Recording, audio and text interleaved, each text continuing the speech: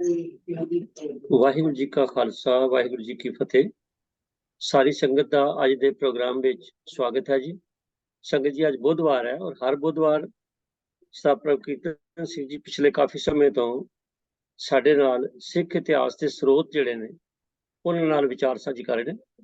ਇੱਕ ਅਣਗੋਲਿਆ ਵਿਸ਼ਾ ਔਰ ਬੜਾ ਹੀ ਅਹਿਮ ਵਿਸ਼ਾ ਹੈ ਔਰ ਇਹਦੇ ਲਈ ਬੜੀ ਡੂੰਘੀ ਐਨਾਲਿਟੀਕਲ ਜਿਹੜੀ ਹੈ ਉਹ ਜ਼ਰੂਰਤ ਹੈ ਸਟੱਡੀ ਦੀ, ਜਿਹੜੀ ਵੀਰ ਜੀ ਕਰ ਰਹੇ ਨੇ। ਤੋ ਇਸ ਹਫਤੇ ਉਹਨਾਂ ਨੇ ਜਿਹੜੇ ਸਾਡੇ ਨਾਲ ਸਾਂਝ ਪਾਉਣੀ ਹੈ, ਅਗਲੀ ਵਿਚਾਰ, ਅਗਲੀ ਖੋਜ ਜਿਹੜੀ ਹੈ ਕਿ ਕਿਸ ਤਰ੍ਹਾਂ ਕੀ ਲਿਖਿਆ, ਕੀ ਠੀਕ ਹੈ, ਕੀ ਗਲਤ ਹੈ ਜੀ, ਉਹ ਸਾਡੇ ਨਾਲ ਸਾਂਝ ਪਾਉਣਗੇ। ਮੈਂ ਉਹਨਾਂ ਨੂੰ ਬੇਨਤੀ ਕਰ ਰਿਹਾ ਬਈ ਉਹ ਕਿਰਪਾ ਕਰੋ ਸਾਹਿਬ ਪ੍ਰਭੂ ਕੀਰਤਨ ਸਿੰਘ ਜੀ ਔਰ ਸਿੱਖ ਇਤਿਹਾਸ ਦੇ ਸਰੋਤ ਅਗਲੀ ਘੜੀ ਅੱਜ ਪ੍ਰਾਰੰਭ ਕਰੋ ਜੀ। ਵਾਹਿਗੁਰੂ ਜੀ ਕਾ ਖਾਲਸਾ, ਵਾਹਿਗੁਰੂ ਜੀ ਕੀ ਫਤਿਹ। ਇੱਕ ਓੰਕਾਰ ਸਤਿਨਾਮ ਕਰਤਾ ਪੁਰਖ ਨਿਰਭਉ ਨਿਰਵੈਰ ਅਕਾਲ ਮੂਰਤ ਅਜੂਨੀ ਸੈਭੰ ਗੁਰ ਪ੍ਰਸਾਦ।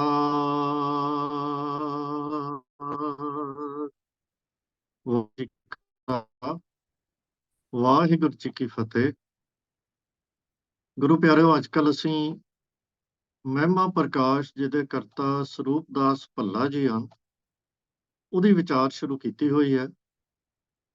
ਪਿਛਲੇ ਹਫ਼ਤੇ ਅਸੀਂ ਗੁਰੂ ਅੰਗਦ ਦੇਵ ਪਾਤਸ਼ਾਹ ਦਾ ਜੀਵਨ ਜਿਸ ਤਰ੍ਹਾਂ ਉਹਨਾਂ ਨੇ ਲਿਖਿਆ ਹੈ, ਉਹਦੇ ਬਾਰੇ ਉਹਨਾਂ ਦੀਆਂ ਜਿੰਨੀਆਂ ਸਾਖੀਆਂ ਨੇ ਉਹਨਾਂ ਸਾਰਿਆਂ ਉੱਤੇ ਅਸੀਂ ਥੋੜ੍ਹੀ ਵਿਚਾਰ ਕੀਤੀ ਸੀ ਸੰਖੇਪ 'ਚ। ਤੋ ਅੱਜ ਅਸੀਂ ਗੁਰੂ ਅਮਰਦਾਸ ਪਾਤਸ਼ਾਹ ਦੇ ਜੀਵਨ ਨੂੰ ਜਿਸ ਤਰ੍ਹਾਂ ਇਸ ਪੁਸਤਕ ਦੇ ਵਿੱਚ ਦਰਸਾਇਆ ਗਿਆ ਹੈ, ਉਹਦੀ ਵਿਚਾਰ ਕਰਨੀ ਹੈ। ਆਖਰੀ ਸਾਖੀ ਜਿਹਦੀ ਆਪਾਂ ਪਿਛਲੀ ਵਾਰੀ ਗੱਲ ਕੀਤੀ ਸੀ, ਉਹ ਗੁਰੂ ਅੰਗਦ ਦੇਵ ਜੀ ਦੇ ਜੋਤੀ ਜੋਤ ਸਮਾਉਣ ਦੀ ਸਾਖੀ ਸੀ। ਤੋ ਮੈਂ ਉੱਥੋਂ ਹੀ ਗੱਲ ਸ਼ੁਰੂ ਕਰਾਂਗਾ ਤਾਂ ਕਿ ਲੜੀ ਜਿਹੜੀ ਹੈ ਉਹ ਅੱਗੇ ਤੋਰਨੀ ਆਸਾਨ ਹੋ ਜਾਏ। ਉਸ ਸਾਖੀ ਵਿੱਚ ਸਾਨੂੰ ਕਰਤਾ ਨੇ ਦੱਸਿਆ ਸੀ ਕਿ ਜਦੋਂ ਗੁਰੂ ਅੰਗਦ ਦੇਵ ਪਾਤਸ਼ਾਹ ਦੇ ਜੋਤੀ ਜੋਤ ਸਮਾਉਣ ਦਾ ਸਮਾਂ ਉਹਨਾਂ ਨੇ ਅਨੁਭਵ ਕਰ ਲਿਆ ਤਾਂ ਉਹਨਾਂ ਨੇ ਸਾਰਿਆਂ ਨੂੰ ਬੁਲਾਇਆ, ਇਕੱਠ ਕੀਤਾ ਅਤੇ ਦੱਸਿਆ ਕਿ ਅਬ ਪਰਮ ਧਾਮ ਮੈਂ ਕਰੋ ਭਿਆਨ, ਕਿ ਹੁਣ ਮੇਰਾ ਸਮਾਂ ਪਰਮ ਧਾਮ ਭਾਵ ਅਕਾਲ ਪੁਰਖ ਕੋਲ ਜਾਣ ਦਾ ਆ ਗਿਆ ਹੈ। ਤੇ ਇਸ ਲੇਖਕ ਨੇ ਜਿਸ ਢੰਗ ਨਾਲ ਆਪਣੀ ਪੁਸਤਕ ਦੇ ਵਿੱਚ ਦਰਸਾਇਆ ਹੈ, ਗੁਰੂ ਅਮਰਦਾਸ ਪਾਤਸ਼ਾਹ ਨੂੰ ਗੁਰੂ ਅੰਗਦ ਦੇਵ ਜੀ ਦੇ ਜੋਤੀ ਜੋਤ ਸਮਾਉਣ ਤੋਂ ਕਾਫੀ ਸਮਾਂ ਪਹਿਲਾਂ ਹੀ ਗੁਰਿਆਈ ਦੀ ਬਖਸ਼ਿਸ਼ ਹੋ ਗਈ, ਉਹ ਦੱਸਦੇ ਹਨ।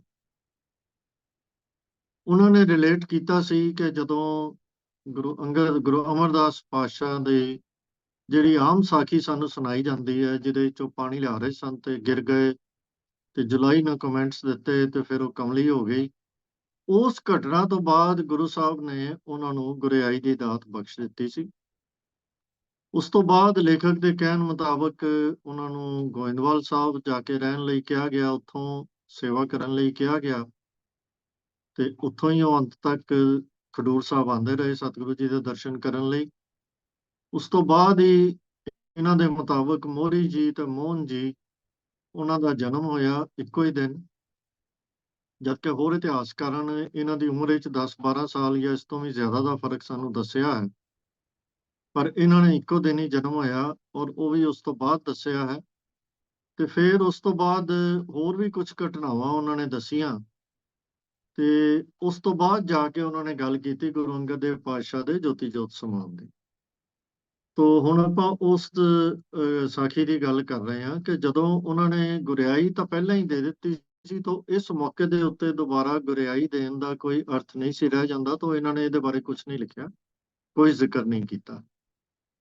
ਤੇ ਸਮੂਹ ਸੰਗਤ ਨੂੰ ਪ੍ਰਸ਼ਾਦ ਤੇ ਲੰਗਰ ਛਕਾਇਆ ਗਿਆ। ਤਾਂ ਸੰਗਤ ਵਿੱਚੋਂ ਕੁਝ ਲੋਕਾਂ ਨੇ ਇਹਨਾਂ ਦੇ ਕਹਿਣ ਦੇ ਮੁਤਾਬਕ ਕਿਹਾ ਕਿ ਨਾਮਦੇਵ ਤੇ ਕਬੀਰ ਭਗਤ ਜੀ ਦੇ ਬਾਰੇ ਮਸ਼ਹੂਰ ਹੈ ਕਿ ਉਹ ਸਰੀਰ ਸਮੇਤ ਹੀ ਪਰਲੋਕ ਸਿਧਾਰੇ ਸਨ ਤੇ ਸਤਿਗੁਰੂ ਜੀ ਨੂੰ ਵੀ ਇਸੇ ਤਰ੍ਹਾਂ ਕਰਨਾ ਚਾਹੀਦਾ ਹੈ। ਤਾਂ ਸਤਿਗੁਰੂ ਜੀ ਨੇ ਉਹਨਾਂ ਦਾ ਇਹ ਸ਼ੰਕਾ ਨਿਵਰਤ ਕਰਨ ਲਈ ਕਿ ਇਹ ਠੀਕ ਰਸਤਾ ਨਹੀਂ, ਉਹਨਾਂ ਨੇ ਕੌਤਕ ਵਰਤਾਇਆ, ਕਿਉਂਕਿ ਇਹ ਕਰਤਾ ਜਿਹੜੇ ਹਨ ਮਹਿਮਾ ਪ੍ਰਕਾਸ਼ ਦੇ ਬਾਬਾ ਸਰੂਪ ਦਾਸ ਜੀ, ਇਹ ਹਰ ਗੱਲ ਨੂੰ ਕਹਿਣ ਲਈ ਕਿਸੇ ਨਾ ਕਿਸੇ ਕਰਾਮਾਤ ਦਾ ਸਹਾਰਾ ਲੈਂਦੇ ਹਨ। ਤੇ ਇੱਥੇ ਉਹ ਕੀ ਕਹਿੰਦੇ ਹਨ ਕਿ ਗੁਰੂ ਜੀ ਅਚਾਨਕ ਹੀ ਬੈਠੇ ਬੈਠੇ ਆਪਣੇ ਸਿੰਘਾਸਨ ਉੱਤੇ, ਜਦੋਂ ਉਹਨਾਂ ਨੇ ਦੱਸਿਆ ਕਿ ਹੁਣ ਸਾਡਾ ਅੱਗੇ ਜਾਣ ਦਾ ਸਮਾਂ ਆ ਗਿਆ, ਤੇ ਕਹਿੰਦੇ ਜਦੋਂ ਸੰਗਤ ਨੇ ਕਿਹਾ ਕਿ ਇਹਨਾਂ ਨੂੰ ਸਰੀਰ ਸਮੇਤ ਜਾਣਾ ਚਾਹੀਦਾ ਹੈ, ਤੇ ਗੁਰੂ ਸਾਹਿਬ ਨੇ ਕੌਤਕ ਵਰਤਾਇਆ ਕਿ ਉਹ ਸਰੀਰ ਸਮੇਤ ਹੀ ਜਿਹੜਾ ਹੈ ਉਹ ਅਲੋਪ ਹੋ ਗਏ। ਤਾਂ ਇੱਕਦਮ ਸਾਰੇ ਪਾਸੇ ਰੌਲਾ ਪੈ ਗਿਆ ਵੀ ਇਹ ਕੀ ਹੋ ਗਿਆ। ਤਾਂ ਫਿਰ ਲੰਗਰ ਦੇ ਵਿੱਚ ਗੁਰੂ ਅਮਰਦਾਸ ਜੀ ਸਨ, ਉਹਨਾਂ ਨੂੰ ਬੁਲਾਇਆ ਗਿਆ, ਉਹਨਾਂ ਨੇ ਆ ਕੇ ਧਿਆਨ ਧਰਿਆ, ਬੇਨਤੀ ਕੀਤੀ, ਤਾਂ ਫਿਰ ਸਤਿਗੁਰੂ ਜੀ ਫਿਰ ਪ੍ਰਗਟ ਹੋ ਗਏ। ਫਿਰ ਉਹਨਾਂ ਨੇ ਸੰਗਤ ਨੂੰ ਗੱਲ ਸਮਝਾਈ। ਮੈਂ ਥੱਲੇ ਕੰਮ ਵੀ ਕਰਨਾ।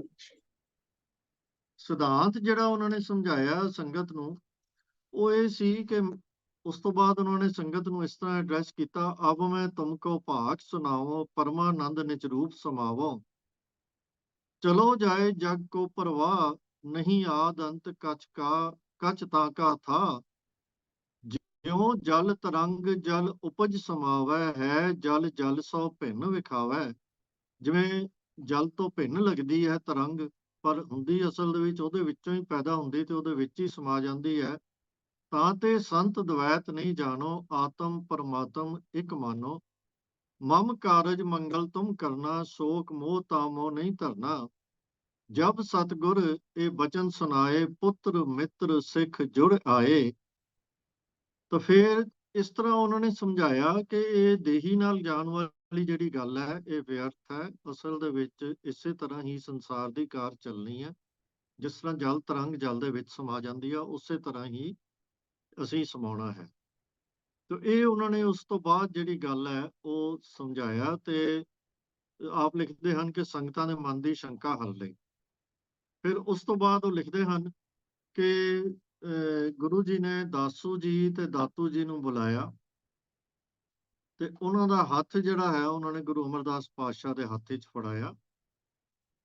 ਦਾਸੂ ਦਾਸ ਦਾਤਾ ਜੀ ਸੁਨਤ ਹੀ ਆਏ, ਤੈ ਤਤਕਾਲ ਹਾਥ ਪਕੜ ਗੁਰੂ ਅਮਰ ਸੋ ਸੌਂਪਿਓ ਸਤਿਗੁਰ ਦਿਆਲ। ਦਾਸ ਦਾਤਾ ਜੀ ਚਰਨਨ ਭਰੇ, ਦੀਨ ਦਿਆਲ ਦਇਆ ਬਹੁ ਕਰੇ। ਤੋ ਇਸ ਤਰ੍ਹਾਂ ਇਸ ਲੇਖਕ ਨੇ ਇਉਂ ਦਰਸਾਇਆ ਹੈ, ਦਾਸੂ ਜੀ ਤੇ ਦਾਤੂ ਜੀ ਨੇ ਬਿਨਾਂ ਕਿਸੇ ਉਜ਼ਰ ਕੀਤੇ ਗੁਰੂ ਅਮਰਦਾਸ ਜੀ ਨੂੰ ਮੱਥਾ ਟੇਕਿਆ, ਉਹਨਾਂ ਦੇ ਚਰਨਾਂ ਦੇ ਉੱਤੇ ਪਏ। ਹਾਲਾਂਕਿ ਬਾਕੀ ਇਤਿਹਾਸਕਾਰਾਂ ਨੇ ਜੋ ਸਾਨੂੰ ਦੱਸਿਆ ਉਹ ਇਸ ਤੋਂ ਕਾਫੀ ਭਿੰਨ ਹੈ। ਭਾਈ ਗੁਰਦਾਸ ਜੀ ਨੇ ਵੀ ਜਿਹੜਾ ਹੈ ਉਹਨਾਂ ਨੂੰ ਉਸ ਤਰੀਕੇ ਦੇ ਨਾਲ ਜਿਹੜਾ ਹੈ ਉਸ ਲਿਸਟ ਦੇ ਵਿੱਚ ਰੱਖਿਆ ਜਿਹੜੇ ਗੁਰੂ ਪੁੱਤਰ ਗੁਰੂ ਵੰਸ਼ ਦੇ ਹੰਕਾਰੀ ਹੋ ਗਏ ਸਨ, ਤੇ ਉਹਨਾਂ ਨੂੰ ਉਹਨਾਂ ਨੇ ਅਗਲੇ ਗੁਰੂ ਸਾਹਿਬਾਨ ਨੂੰ ਪ੍ਰਵਾਨ ਕਰਨੋਂ ਮਨਾ ਕੀਤਾ ਸੀ। ਤਾਂ ਉਹ ਜਿਹੜੀ ਲਿਸਟ ਉਹਨਾਂ ਨੇ ਪੂਰੇ ਗੁਰੂ ਪੁੱਤਰਾਂ ਦੀ ਬਣਾਈ, ਉਹਦੇ ਵਿੱਚ ਦਾਸੂ ਦਾਤੂ ਜੀ ਨੂੰ ਉਹਨਾਂ ਨੇ ਭਾਈ ਗੁਰਦਾਸ ਜੀ ਨੇ ਰੱਖਿਆ। ਇੱਥੇ ਇਹ ਵੀ ਗੱਲ ਧਿਆਨ ਦੇਣ ਯੋਗ ਹੈ ਕਿ ਇਹ ਲੇਖਕ ਤਾਂ ਭਾਵੇਂ ਆਪਣੇ ਆਪ ਨੂੰ ਗੁਰੂ ਅਮਰਦਾਸ ਜੀ ਦੀ ਕੁਲ ਦੇ ਵਿੱਚੋਂ ਦੱਸਦੇ ਹਨ, ਪਰ ਉਹਨਾਂ ਦੀ 9ਵੀਂ ਪੀੜ੍ਹੀ ਹੈ। ਪਰ ਭਾਈ ਗੁਰਦਾਸ ਜੀ ਤਾਂ ਗੁਰੂ ਤੇ ਅਮਰਦਾਸ ਜੀ ਦੇ ਭਤੀਜੇ ਸਨ, ਤੇ ਇਸ ਰਿਸ਼ਤੇ ਦੇ ਨਾਲ ਦਾਸੂ ਦਾਤੂ ਜੀ ਦੇ ਚਚੇਰੇ ਭਰਾ ਹੀ ਲੱਗਦੇ ਸਨ। ਤਾਂ ਉਹਨਾਂ ਨੇ ਜੇ ਗੱਲ ਲਿਖੀ ਹੈ ਤਾਂ ਉਹ ਗੱਲ ਜ਼ਿਆਦਾ ਕਾਬਲੇ ਯਕੀਨ ਹੋਣੀ ਚਾਹੀਦੀ ਹੈ। ਤੇ ਇਹਨਾਂ ਨੇ ਜੋ ਅਕਾਊਂਟ ਦਿੱਤਾ, ਇੱਕ ਕਿਸਮ ਨਾਲ ਅਸੀਂ ਇਉਂ ਸਮਝ ਲਈਏ ਕਿ ਦਾਸੂ ਜੀ ਦਾਤੂ ਜੀ ਦੇ ਨਾਲ ਜਾਂ ਉਹਨਾਂ ਦੇ ਪਰਿਵਾਰ ਦੇ ਨਾਲ ਉਹਨਾਂ ਨੇ ਥੋੜਾ ਜਿਹਾ ਉਹਨਾਂ ਨੂੰ ਕਵਰ ਕਰਨ ਦੀ ਕੋਸ਼ਿਸ਼ ਕੀਤੀ ਹੈ। ਤਾਂ ਫਿਰ ਉਸ ਤੋਂ ਬਾਅਦ ਜਦੋਂ ਗੱਲ ਹੋਈ ਕਿ ਸਾਰਿਆਂ ਨੇ ਪੁੱਛਿਆ, ਤਿੰਨ ਪੁੱਛਾ ਕਿਰਿਆ ਕਰਮ ਵਿਵਹਾਰ ਜਗਤ ਰੀਤ ਔਰ ਕੁਲ ਆਚਾਰ, ਕੀ ਅਸੀਂ ਜੋ ਜਗਤ ਦੀ ਰੀਤ ਚੱਲਦੀ ਹੈ ਉਹਦੇ ਮੁਤਾਬਕ ਅਸੀਂ ਆਪ ਜੀ ਦਾ ਕਿਰਿਆ ਕਰਮ ਕਰੀਏ।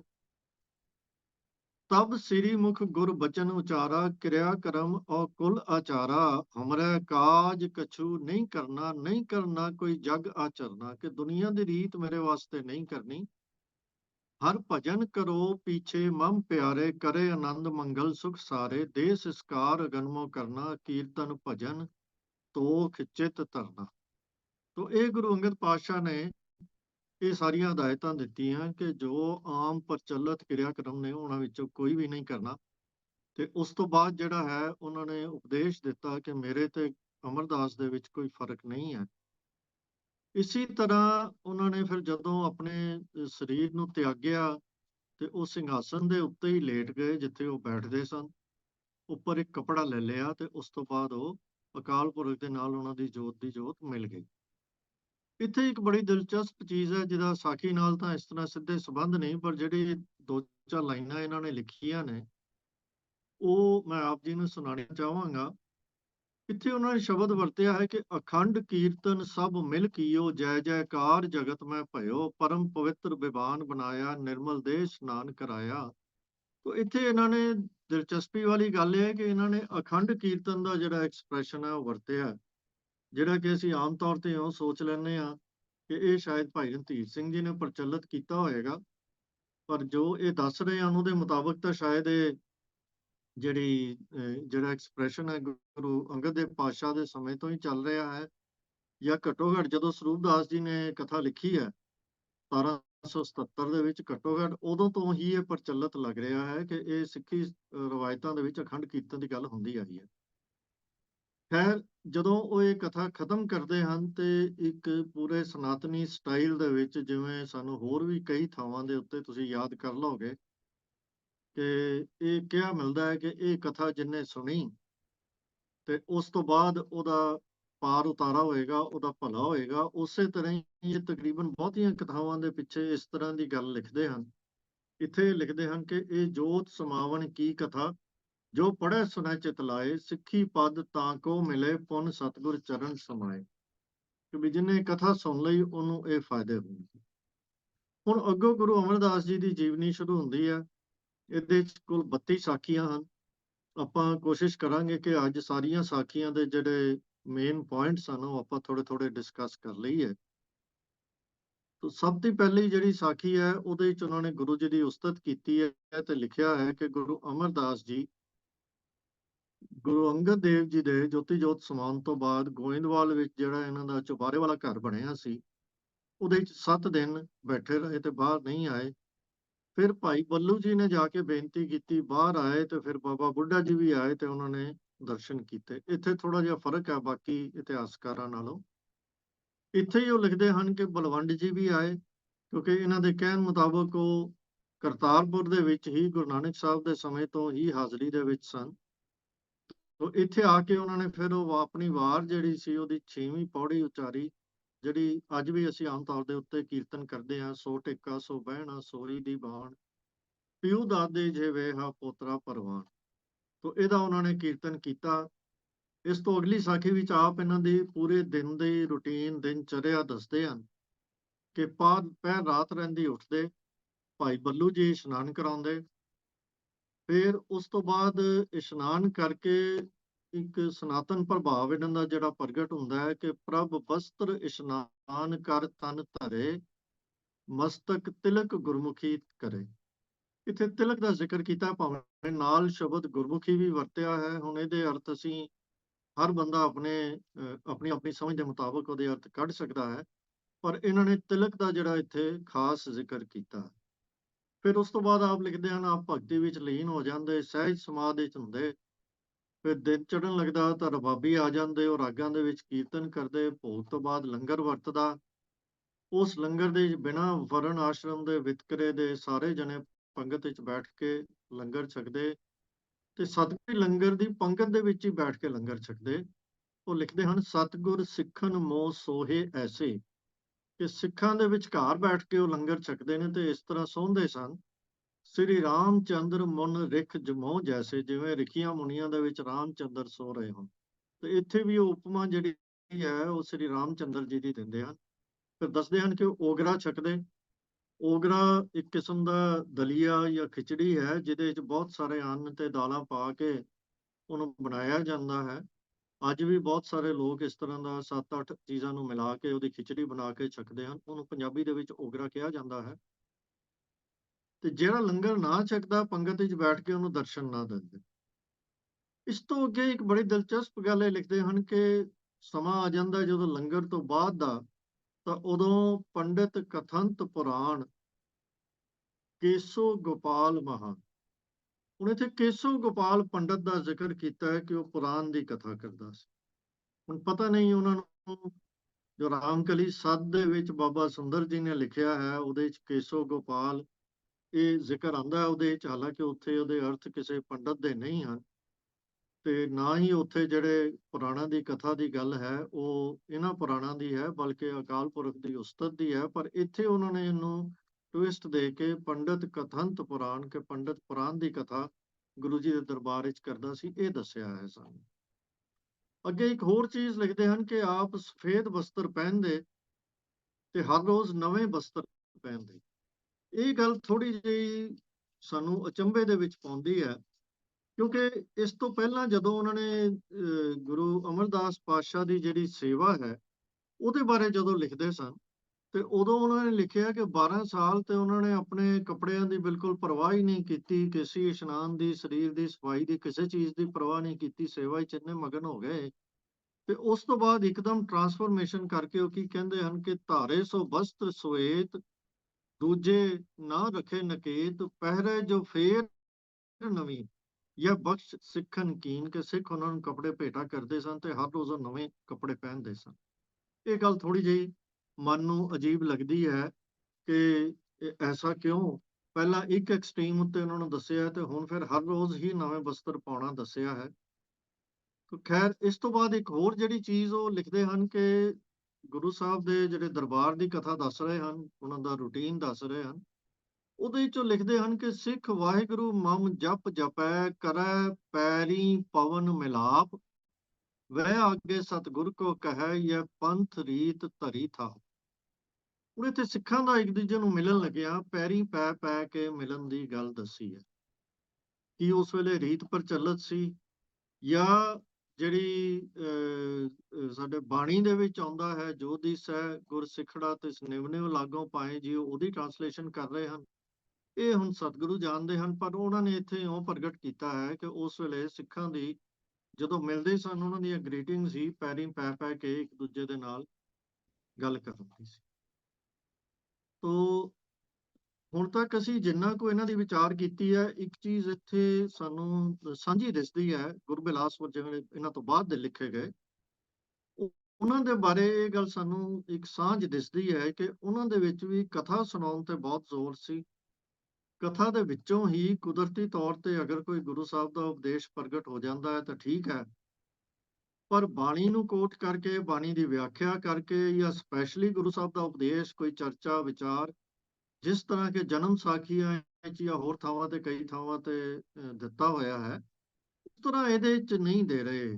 ਹੁਣ ਤੱਕ ਜਿੰਨਾ ਕੁ ਅਸੀਂ ਡਿਸਕਸ ਕੀਤਾ, ਉਹਦੇ ਵਿੱਚ ਵੀ ਕਿਤੇ ਵੀ ਸਾਨੂੰ ਗੁਰਬਾਣੀ ਦੇ ਉਪਦੇਸ਼, ਉਹਦੀ ਵਿਆਖਿਆ, ਜਾਂ ਖਾਸ ਤੌਰ ਤੇ ਇੱਕ ਗੁਰੂ ਸਾਹਿਬ ਦਾ ਵਿਆਖਿਆਨ ਇਹਨਾਂ ਨੇ ਲਿਖਿਆ ਹੋਵੇ ਵੀ ਇਸ ਤਰ੍ਹਾਂ ਗੁਰੂ ਸਾਹਿਬ ਨੇ ਗੱਲ ਸਮਝਾਈ, ਇਹ ਹਰ ਗੱਲ ਆਪਣੀ ਗੁਰੂ ਸਾਹਿਬ ਦੇ ਕੋਲੋਂ ਜੋ ਉਹਨਾਂ ਦਾ ਪ੍ਰਭਾਵ ਸੰਗਤ ਉੱਤੇ ਜਾਂ ਮਿਲਣ ਆਏ ਜਗਿਆਸੂਆਂ ਦੇ ਉੱਤੇ ਜਿਹੜਾ ਪਾਉਂਦੇ ਹਨ, ਉਹਦੇ ਲਈ ਉਹ ਸੁਪਰ ਨੈਚੁਰਲ ਤਰੀਕੇ, ਕਰਾਮਾਤਾਂ ਦੇ ਵਰਤਦੇ ਹਨ, ਨਾ ਕਿ ਗੁਰੂ ਸਾਹਿਬ ਦੇ ਉਪਦੇਸ਼ ਦੀ ਸ਼ਕਤੀ ਨੂੰ, ਉਪਦੇਸ਼ ਦੇ ਜਿਹੜਾ ਲੌਜਿਕ ਹੁੰਦਾ ਉਹਦੀ ਗੱਲ ਨਹੀਂ, ਬਲਕਿ ਸਗੋਂ ਉਹ ਕਰਾਮਾਤਾਂ ਦੇ ਉੱਤੇ ਜ਼ਿਆਦਾ ਯਕੀਨ।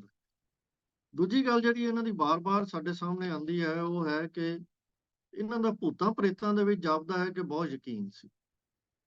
ਜਿੱਥੇ ਵੀ ਕੋਈ ਗੱਲ ਹੁੰਦੀ ਹੈ, ਉੱਥੇ ਭੂਤਾਂ ਪ੍ਰੇਤਾਂ ਦਾ ਜ਼ਿਕਰ ਇਹਨਾਂ ਦੇ ਆ ਜਾਂਦਾ ਹੈ। ਜਿਵੇਂ ਕਿ ਇਹ ਹੁਣ ਸਾਖੀ ਜਿਹੜੀ ਆਪਾਂ ਦੱਸਣ ਲੱਗੇ ਹਾਂ, ਜਦੋਂ ਗੋਇੰਦਵਾਲ ਦੇ ਵਿੱਚ ਆਪ ਜੀ ਨੇ ਨਿਵਾਸ ਕੀਤਾ, ਗੁਰਿਆਈ ਮਿਲਣ ਤੋਂ ਬਾਅਦ, ਤਾਂ ਉੱਥੇ ਉਹਨਾਂ ਨੇ ਵਸੋਂ ਕਰਨ ਦੇ ਵਿੱਚ ਮਦਦ ਕਰਨ ਦੇ ਲਈ ਇਹ ਫੈਸਲਾ ਕੀਤਾ ਕਿ ਆਪਣੇ ਭਤੀਜੇ ਭਾਈ ਸਾਵਨ ਮਲ ਨੂੰ ਹਰੀਪੁਰ ਗੁਲੇਰ ਇੱਕ ਰਿਆਸਤ ਹੈ ਜੋ ਪਾਲਮਪੁਰ ਹਮੀਰਪੁਰ ਦੇ ਇਲਾਕੇ ਦੇ ਵਿੱਚ ਹੈ, ਹਿਮਾਚਲ ਦੇ ਵਿੱਚ, ਬਿਆਸ ਉੱਥੋਂ ਨੇੜੇ ਹੀ ਗੁਜ਼ਰਦਾ ਹੈ, ਤਾਂ ਉੱਥੇ ਭੇਜਿਆ ਕਿ ਆਪ ਲੱਕੜੀ ਦਾ ਪ੍ਰਬੰਧ ਕਰ।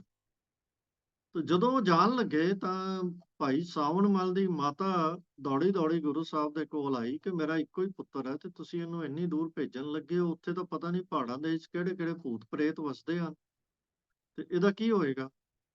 ਤੇ ਗੁਰੂ ਸਾਹਿਬ ਹੱਸ ਪਏ, ਕਹਿੰਦੇ ਇਹਨੂੰ ਕੁਛ ਨਹੀਂ ਹੋਏਗਾ। ਤੇ ਉਹਨਾਂ ਨੇ ਇੱਕ ਰੁਮਾਲ ਆਪਣਾ ਕੱਢ ਕੇ ਭਾਈ ਸਾਵਣ ਮਲ ਨੂੰ ਦਿੱਤਾ ਕਿ ਜਿੱਥੇ ਕੋਈ ਦਿੱਕਤ ਆਵੇ ਇਹ ਰੁਮਾਲ ਤੁਹਾਡੀ ਰੱਖਿਆ ਕਰੇ। ਤੇ ਉਹ ਲੈ ਕੇ ਭਾਈ ਸਾਵਣ ਮਲ ਜੀ ਉੱਥੇ ਚਲੇ ਗਏ। ਤੇ ਅੱਗੇ ਰਾਜਕੁਮਾਰ ਜਿਹੜਾ ਉਸ ਰਿਆਸਤ ਦਾ ਸੀ ਪਹੁੰਚੇ ਤਾਂ ਉਹਦੀ ਮੌਤ ਹੋਈ ਸੀ। ਸਾਰੇ ਵਿਰਲਾਪ ਕਰ ਰਹੇ ਸਨ ਤੇ ਪੁੱਛਣ ਤੇ ਪਤਾ ਲੱਗਿਆ ਵੀ ਇਹ ਘਟਨਾ ਹੋਈ ਹੈ। ਤਾਂ ਭਾਈ ਸਾਵਣ ਮਲ ਨੇ ਕਿਹਾ ਕਿ ਕੋਈ ਗੱਲ ਨਹੀਂ, ਮੈਨੂੰ ਤੁਸੀਂ ਰਾਜੇ ਕੋਲ ਲੈ ਚੱਲੋ। ਉਹ ਰਾਜੇ ਕੋਲ ਗਏ ਤੇ ਉਹਨਾਂ ਨੇ ਕਿਹਾ ਮੈਨੂੰ ਦਿਖਾਓ ਰਾਜਕੁਮਾਰ ਦਾ ਸਰੀਰ ਕਿੱਥੇ ਹੈ, ਮੈਂ ਇਹਦਾ ਕੁਝ ਕਰਦਾ। ਤੇ ਕਹਿੰਦੇ ਹਨ ਕਿ ਉਹਨਾਂ ਨੇ, ਇਹ ਪੋਇਟ ਜੀ ਕਹਿ ਰਹੇ ਹਨ ਕਿ ਉਹਨਾਂ ਨੇ ਰੁਮਾਲ ਉਹਦੇ ਸਰੀਰ ਨਾਲ ਛੁਆਇਆ ਤੇ ਉਹ ਮਰਿਆ ਹੋਇਆ ਉੱਠ ਕੇ ਬੈਠ ਗਿਆ। ਬਸ ਫਿਰ ਕੀ ਸੀ, ਪੂਰੀ ਰਿਆਸਤ ਦੇ ਵਿੱਚ ਭਾਈ ਸਾਵਣ ਮੱਲ ਦੀ ਵਾਹਵਾ ਹੋ ਗਈ, ਸਾਰੇ ਉਹਨਾਂ ਦੇ ਪੈਰੀ ਪੈਣ ਲੱਗ ਗਏ, ਰਾਜਾ ਉਹਨਾਂ ਦਾ ਚੇਲਾ ਬਣ ਗਿਆ। ਤਾਂ ਹੁਣ ਇਹ ਇੱਥੇ ਜਿਹੜੇ ਕੰਮ ਆਏ ਸੀ ਭਾਈ ਸਾਵਣ ਮੱਲ ਜੀ, ਉਹਨਾਂ ਨੇ ਉਹ ਤਾਂ ਕਰ ਦਿੱਤਾ। ਲੱਕੜ ਤਾਂ ਉਹਨਾਂ ਨੇ ਕਾਫੀ ਸਾਰੀ ਭੇਜ ਦਿੱਤੀ, ਜਿਹੜੀ ਅੱਗੇ ਆ ਕੇ ਲਿਖਦੇ ਹਨ ਉਹ ਕਿ ਗੁਰੂ ਸਾਹਿਬ ਦੇ ਕੋਲ ਜਦੋਂ ਲੱਕੜ ਪਹੁੰਚੀ ਤੇ ਲੱਕੜ ਪਹੁੰਚਣ ਦੇ ਨਾਲ ਉਹਨਾਂ ਨੇ ਸਾਰਿਆਂ ਦੇ ਵਿੱਚ ਵੰਡੀ, ਤੇ ਉੱਥੇ ਸਪੈਸ਼ਲ ਜ਼ਿਕਰ ਕਰਦੇ ਹਨ ਕਿ ਪਹਿਲਾਂ ਬ੍ਰਾਹਮਣਾਂ ਨੂੰ ਦਿੱਤੀ ਉਹਨਾਂ ਨੇ, ਫਿਰ ਉੱਥੇ ਜਿੰਨੇ ਲੋਕਾਂ ਨੇ ਮਕਾਨ ਬਣਾਉਣੇ ਸੀ ਉਹਨਾਂ ਨੂੰ ਦਿੱਤੀ ਗਈ। ਖੈਰ ਸਾਵਣ ਮੱਲ ਜੀ ਨੇ ਲੱਕੜ ਭੇਜ ਦਿੱਤੀ ਪਰ ਆਪ ਨਹੀਂ ਆਏ। ਇਉਂ ਜਾਪਦਾ ਉਹਨਾਂ ਦਾ ਦਿਲ ਹੀ ਉੱਥੇ ਲੱਗ ਗਿਆ। ਤਾਂ ਫਿਰ ਸਤਿਗੁਰੂ ਜੀ ਨੇ ਚਿੱਠੀ ਲਿਖੀ ਕਿ ਰਾਜੇ ਰਾਣੀ ਨੂੰ ਨਾਲ ਲੈ ਕੇ ਤੇ ਇੱਥੇ ਆਓ। ਤਾਂ ਫਿਰ ਹਰੀਪੁਰ ਦਾ ਰਾਜਾ ਰਾਣੀ ਤੇ ਨਾਲ ਭਾਈ ਸਾਵਣ ਮੱਲ ਜੀ ਉਹ ਆਏ ਤਾਂ ਸਤਿਗੁਰੂ ਨੇ ਹੁਕਮ ਕੀਤਾ ਕਿ ਜਦੋਂ ਆਏ ਤਾਂ ਉਹਨਾਂ ਦੇ ਇੱਕ ਸੇਵਕ ਨੇ ਆ ਕੇ ਕਿਹਾ ਕਿ ਰਾਜੇ ਰਾਣੀਆਂ ਜਿਹੜੀਆਂ ਨੇ ਉਹ ਤੇ ਪਰਦਾ ਕਰਦੀਆਂ ਹਨ। ਤਾਂ ਗੁਰੂ ਸਾਹਿਬ ਨੇ ਕਿਹਾ ਕਿ ਇਹ ਧਰਮ ਦੀ ਮਹਿਫਿਲ ਹੈ, ਧਰਮ ਦਾ ਦੀਵਾਨ ਹੈ, ਤੁਸੀਂ ਇੱਥੇ ਪਰਦਾ ਕਰਕੇ ਨਹੀਂ ਆਉਣਾ, ਚਿੱਟੇ ਕੱਪੜੇ ਪਾ ਕੇ ਬਿਨਾਂ ਪਰਦੇ ਦੇ ਆਓ। ਬਾਕੀ ਦਾ ਇਸ ਤਰ੍ਹਾਂ ਆ ਗਏ, ਪਰ ਇੱਕ ਰਾਣੀ ਨੇ ਉਹ ਪਰਦਾ ਕਰਕੇ ਆਈ, ਆਪਣੀ ਰਵਾਇਤ ਦੇ ਮੁਤਾਬਕ ਉਹਨੇ ਇਹ ਗੱਲ ਨਹੀਂ ਮੰਨੀ। ਜਦੋਂ ਆਈ ਤਾਂ ਫਿਰ ਜਦੋਂ ਇਸ ਢੰਗ ਦੇ ਨਾਲ ਉਹ ਆਈ ਤਾਂ ਉਹਦੇ ਉੱਤੇ ਅਸਰ ਹੋ ਗਿਆ, ਉਹਦਾ ਦਿਮਾਗ ਖਰਾਬ ਹੋ ਗਿਆ, ਪਾਗਲ ਹੋ ਗਈ, ਤੇ ਉਹ ਪਾਗਲ ਹੋ ਕੇ ਤੇ ਜੰਗਲਾਂ ਨੂੰ ਭੱਜ ਗਈ। ਇਹ ਘਟਨਾ ਵੇਖ ਕੇ ਜਿਹੜਾ ਹਰੀਪੁਰ ਦਾ ਰਾਜਾ ਸੀ, ਜਿਹਦਾ ਨਾਮ ਨਹੀਂ ਲਿਖਿਆ ਗਿਆ, ਉਹਨੇ ਉਹਨੂੰ ਤਿਆਗ ਦਿੱਤਾ ਤੇ ਵਾਪਸ ਚਲਾ ਗਿਆ। ਹੁਣ ਇਸ ਘਟਨਾ ਦਾ ਸੰਬੰਧ ਜਿਹੜਾ ਉਹ ਅੱਗੇ ਭਾਈ ਸੱਚਨ ਸੱਚ ਦੀ ਸਾਖੀ ਦੇ ਨਾਲ ਲੇਖਕ ਜੁੜਦਾ ਹੈ ਕਿ ਭਾਈ ਸੱਚਨ ਸੱਚ ਜਿਹੜਾ ਸੀ, ਸਤਿਗੁਰੂ ਜੀ ਦੇ ਦਰਬਾਰ ਵਿੱਚ ਸੇਵਾ ਕਰਦਾ ਸੀ। ਹਰ ਰੋਜ਼ ਜੰਗਲ ਵਿੱਚ ਜਾ ਕੇ ਲੱਕੜ ਕੱਟ ਕੇ ਲਿਆਉਂਦਾ ਸੀ, ਜਿਹਦੇ ਨਾਲ ਲੰਗਰ ਦੀ ਭੱਠੀਆਂ ਚੱਲਦੀਆਂ ਸਨ, ਲੰਗਰ ਤਿਆਰ ਹੁੰਦਾ ਸੀ। ਇੱਕ ਦਿਨ ਉਹ ਲੰਗਰ ਵਾਸਤੇ ਲੱਕੜ ਲੈਣ ਲਈ ਜੰਗਲ ਦੇ ਵਿੱਚ ਗਿਆ ਤਾਂ ਅੱਗੇ ਉਹਨੂੰ ਉਹੀ ਪਾਗਲ ਰਾਣੀ ਪਾਗਲ ਹਾਲਤ ਦੇ ਵਿੱਚ ਮਿਲ ਗਈ ਤੇ ਉਹਨੇ ਉਹਦੇ ਉੱਤੇ ਹਮਲਾ ਕਰ ਦਿੱਤਾ। ਤਾਂ ਭਾਈ ਸੱਚਨ ਸੱਚ ਘਬਰਾ ਕੇ ਤੇ ਫਟਾਫਟ ਭੱਜ ਕੇ ਵਾਪਸ ਆ ਗਿਆ, ਤੇ ਆ ਕੇ ਉਹਨੇ ਉਹਦੀਆਂ ਨੌਂਦਰਾਂ ਵਗੈਰਾ ਜੋ ਲੱਗੀਆਂ ਸਨ, ਜ਼ਖਮ ਹੋਏ ਸੀ, ਉਹ ਦਿਖਾਏ ਗੁਰੂ ਸਾਹਿਬ ਨੂੰ। ਗੁਰੂ ਸਾਹਿਬ ਹੱਸ ਪਏ ਤੇ ਉਹਨਾਂ ਨੇ ਆਪਣੇ ਪੈਰ ਦੀ ਖੜਾਂ ਉਤਾਰ ਕੇ ਉਹਨੂੰ ਦਿੱਤੀ ਤੇ ਉਹਨੂੰ ਕਿਹਾ ਲੈ ਜਾ ਤੇ ਉਹਦੇ ਸਿਰ ਤੇ ਮਾਰੀ ਤੇ ਉਹ ਠੀਕ ਹੋ ਜਾਏ। ਤਾਂ ਇਵੇਂ ਹੀ ਹੋਇਆ, ਉਹਨਾਂ ਨੇ ਉਹ ਜੰਗਲ ਵਿੱਚ ਗਏ, ਰਾਣੀ ਮਿਲੀ ਤੇ ਉਹਦੇ ਸਿਰ ਤੇ ਖੜਾਂ ਮਾਰੀ ਤਾਂ ਉਹ ਠੀਕ ਹੋ ਗਈ। ਹੁਣ ਉਹਦੇ ਸਰੀਰ ਤੇ ਤਨ ਦੇ ਉੱਤੇ ਕੱਪੜੇ ਨਹੀਂ ਸਨ ਉਸ ਪਾਗਲਪਨ ਦੀ ਹਾਲਤ ਵਿੱਚ, ਤਾਂ ਭਾਈ ਸੱਚਨ ਸੱਚ ਨੇ ਆਪਣਾ ਕੰਬਲ ਲਾ ਕੇ ਉਹਨੂੰ ਦਿੱਤਾ। ਤਾਂ ਉਹ ਦੇ ਕੇ ਤੇ ਫਿਰ ਕੰਬਲ ਪਾ ਕੇ ਉਹਨੂੰ ਨਾਲ ਲੈ ਕੇ ਆਏ। ਤੇ ਜਦੋਂ ਵਾਪਸ ਆਏ ਤਾਂ ਇੱਥੇ ਇੱਕ ਬੜੀ ਅਜੀਬ ਜਿਹੀ ਗੱਲ ਆਉਂਦੀ ਹੈ ਕਿ ਭਾਈ ਸੱਚਨ ਸੱਚ ਨਾਲ ਸਤਿਗੁਰੂ ਜੀ ਨੇ ਉਸ ਰਾਣੀ ਨਾਲ ਵਿਆਹ ਕਰ ਦਿੱਤਾ ਤੇ ਉਹਨੂੰ ਕਿਹਾ ਹੁਣੇ ਅੱਜ ਤੋਂ ਬਾਅਦ ਤੇਰੀ ਇਸਤਰੀ ਹੋ ਗਈ। ਤੋ ਇਹ ਸਾਰੀ ਕਹਾਣੀ ਜਿਹੜੀ ਹੈ ਇਹਦੀ ਲੜੀ ਹਰੀਪੁਰ ਭਾਈ ਸਾਵਣ ਮੱਲ ਜੀ ਜਦੋਂ ਲੱਕੜ ਲੈਣ ਗਏ, ਉੱਥੋਂ ਕਹਾਣੀ ਸ਼ੁਰੂ ਹੁੰਦੀ ਹੈ ਤੇ 3-4 ਸਾਖੀਆਂ ਦੇ ਵਿੱਚ ਜਾ ਕੇ ਲੇਖਕ ਜਿਹੜੇ ਨੇ ਇੱਥੇ ਖਤਮ ਕਰਦੇ। ਇਸੇ ਤਰ੍ਹਾਂ ਹੀ ਅਗਲੀ ਉੱਥੇ ਵਿੱਚ ਉਹਨਾਂ ਨੂੰ ਵਰ ਵੀ ਦਿੰਦੇ ਹਨ ਭਾਈ ਸਾਵਣ ਮੱਲ ਕਿ ਤੁਸੀਂ ਹੁਣ ਧਰਮ ਦਾ ਪ੍ਰਚਾਰ ਕਰੋ, ਤੇ ਨਾਲ ਉਹਨਾਂ ਨੂੰ ਇਹ ਵੀ ਵਰ ਦਿੰਦੇ ਹਨ ਕਿ ਤੁਸੀਂ ਅੱਜ ਤੋਂ ਬਾਅਦ ਭੂਤਾਂ ਦੇ ਸਰਦਾਰ ਹੋ ਗਏ। ਅਗਲੀ ਕਹਾਣੀ ਦੇ ਵਿੱਚ ਵੀ ਉਹ ਭਾਈ ਪਾਰੋ ਜੀ ਜਿਹੜੇ ਉਹਨਾਂ ਦੇ ਸਿੱਖ ਸਨ, ਚੰਗੇ ਅਮੀਰ ਸਨ, ਤਗੜੇ ਸਨ, ਵਪਾਰੀ, ਤੇ ਉਹਨਾਂ ਦੀ ਵੀ ਗੱਲ ਜਿਹੜੀ ਹੈ ਉਹ ਭੂਤਾਂ ਦੇ ਸਰਦਾਰ ਦੇ ਤੌਰ ਤੇ ਜਾਂ ਭੂਤ ਉਹਨਾਂ ਦੇ ਅੰਡਰ ਇਹਨਾਂ ਨੇ ਦਿਖਾਏ ਹਨ। ਕਿਹਾ ਕਿ ਭਾਈ ਪਾਰੋ ਜੀ ਇੱਕ ਵਾਰੀ ਜਾ ਰਹੇ ਸਨ, ਉਹਨਾਂ ਦੇ ਘੋੜੇ ਦੇ ਪੈਰ ਜ਼ਮੀਨ ਤੇ ਨਹੀਂ ਪਾਓ, ਫਲੋਟ ਕਰਦੇ ਹੀ ਜਾ ਰਹੇ ਸਨ। ਤਾਂ ਇੱਕ ਪਠਾਨ ਨੇ ਦੇਖਿਆ ਤਾਂ ਉਹਨਾਂ ਤੇ ਚਰਨੀ ਪਿਆ, ਫਿਰ ਉਹਨੂੰ ਨਾਲ ਲੈ ਕੇ ਉਹ ਦਰਬਾਰ ਵਿੱਚ ਆਏ। ਤੇ ਜਦੋਂ ਆਏ ਤਾਂ ਫਿਰ ਉਹਨੇ ਸਿੱਖੀ ਧਾਰਨ ਕੀਤੀ, ਇਸ ਤਰ੍ਹਾਂ ਦੀ ਕਥਾ ਲਿਖੀ ਹੈ। ਤੇ ਨਾਲ ਹੀ ਇੱਕ ਹੋਰ ਸਾਖੀ ਵੀ ਉਹ ਲਿਖਦਾ ਹੈ ਕਿ ਇੱਕ ਪਠਾਨ ਸੀ ਵਪਾਰੀ, ਇੱਕ ਵਾਰੀ ਉਹਦਾ ਜਹਾਜ਼ ਜਾ ਰਿਹਾ ਸੀ ਤੇ ਰਸਤੇ 'ਚ ਬੜਾ ਤੂਫਾਨ ਆਇਆ, ਜਹਾਜ਼ ਟੁੱਟ ਗਿਆ। ਇੱਕ ਫੱਟੇ ਤੇ ਬਹਿ ਕੇ ਤਰਦਾ ਤਰਦਾ ਜਿੱਥੇ ਪਹੁੰਚਿਆ ਉਹ ਭੂਤਾਂ ਦਾ ਦੇਸ਼ ਸੀ। ਤੇ ਉੱਥੇ ਜਿਹੜੇ ਭੂਤ ਸਨ ਉਹਨਾਂ ਨੇ ਦੇਖਿਆ ਕਿੱਥੋਂ ਆਇਆ, ਉਹਨੇ ਦੱਸਿਆ ਕਿ ਮੈਂ ਉਸ ਇਲਾਕੇ ਤੋਂ ਆਇਆ। ਤਾਂ ਉਹ ਕਹਿੰਦੇ ਤੂੰ ਭਾਈ ਲਾਲੂ ਨੂੰ ਜਾਣਦਾ? ਉਹ ਸਾਡਾ ਸਰਦਾਰ ਹੈ, ਭੂਤਾਂ ਦਾ ਸਰਦਾਰ ਹੈ ਭਾਈ ਲਾਲੂ। ਤਾਂ ਉਹਨੇ ਕਿਹਾ ਮੈਂ ਜਾਣਦਾ ਹਾਂ। ਤਾਂ ਇਸ ਤਰ੍ਹਾਂ ਦੀਆਂ ਸਾਖੀਆਂ ਬਾਰ-ਬਾਰ ਪੂਰੀ ਕਿਤਾਬ ਦੇ ਵਿੱਚ ਬਾਰ-ਬਾਰ ਭੂਤਾਂ ਦੀਆਂ, ਕਰਾਮਾਤਾਂ ਦੀਆਂ ਬਹੁਤ ਇਹ ਲੇਖਕ ਨੇ ਦਿੱਤੀਆਂ। ਇਸੇ ਤਰ੍ਹਾਂ ਹੀ ਭਾਈ ਮਹੇਸ਼ਾ ਜੀ ਦੀ ਸਾਖੀ ਹੈ ਕਿ ਉਹਨੂੰ ਇਹ ਸਿੱਖੀ ਮੰਗੀ ਤਾਂ ਗੁਰੂ ਸਾਹਿਬ ਨੇ ਕਿਹਾ ਇੱਕ ਵਾਰੀ ਤੇਰਾ ਸਾਰਾ ਧਨ ਦੌਲਤ ਜਿੰਨਾ ਤੇਰੇ ਕੋਲ ਹੈ ਉਹ ਸਭ ਨਾਸ ਹੋ ਜਾਏਗਾ, ਤੂੰ ਤਿਆਰ ਹੈ? ਤਾਂ ਉਹਨੇ ਕਿਹਾ ਜੀ ਮੈਨੂੰ ਤਾਂ ਸਿੱਖੀ ਜ਼ਰੂਰ ਚਾਹੀਦੀ ਹੈ। ਤੇ ਫਿਰ ਉਹਦੇ ਘਰ ਦਾ ਸਭ ਘਰ-ਬਾਰ ਜੋ ਕੁਛ ਵੀ ਉਹਦੇ ਕੋਲ ਜਾਇਦਾਦ ਸੀ ਸਭ ਲੁੱਟਿਆ ਗਿਆ, ਪਰ ਉਹਨੇ ਸਿੱਖੀ ਨਹੀਂ ਛੱਡੀ। ਇੱਥੇ ਵੀ ਇਹ ਭਾਈ ਮਹਿਸ਼ਾ ਜੀ ਦੀ ਇਹ ਖਾਸੀਅਤ ਦੱਸਦੇ ਹਨ। ਇੱਥੇ ਹੀ ਭਗਤ ਆਪਣਾ ਭੱਟ ਭਿੱਖਾ ਜੀ ਦਾ ਵੀ ਜ਼ਿਕਰ ਕਰਦੇ ਹਨ ਕਿ ਉਹ ਸੁਲਤਾਨਪੁਰ ਰਹਿੰਦੇ ਸਨ ਤੇ ਉੱਥੋਂ ਆਏ ਤੇ ਫਿਰ ਉਹਨਾਂ ਨੇ ਆ ਕੇ ਗੁਰੂ ਅਮਰਦਾਸ ਜੀ ਦੀ ਸ਼ਰਨ ਦੇ ਵਿੱਚ ਪਏ।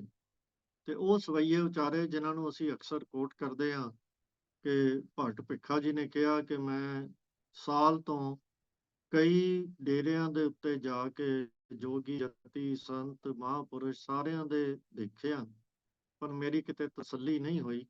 ਤੇ ਫਿਰ ਆ ਕੇ ਉਹ ਗੁਰੂ ਸਾਹਿਬ ਦੀ ਸ਼ਰਨ ਪੈਂਦੇ ਹਨ ਤੇ ਉਹ ਸਵਈਆ ਜਿਹੜਾ ਇੱਥੋਂ ਸ਼ੁਰੂ ਹੁੰਦਾ ਹੈ, ਰਹੇ ਸੰਤ ਹੋਂ ਢੋਲ ਸਾਧ ਬਹੁ ਤੇਰੇ ਡਿੱਠੇ, ਉਹ ਸਵਈਆ ਫਿਰ ਇੱਥੇ ਇਹਨਾਂ ਨੇ ਦਿੱਤਾ ਹੈ।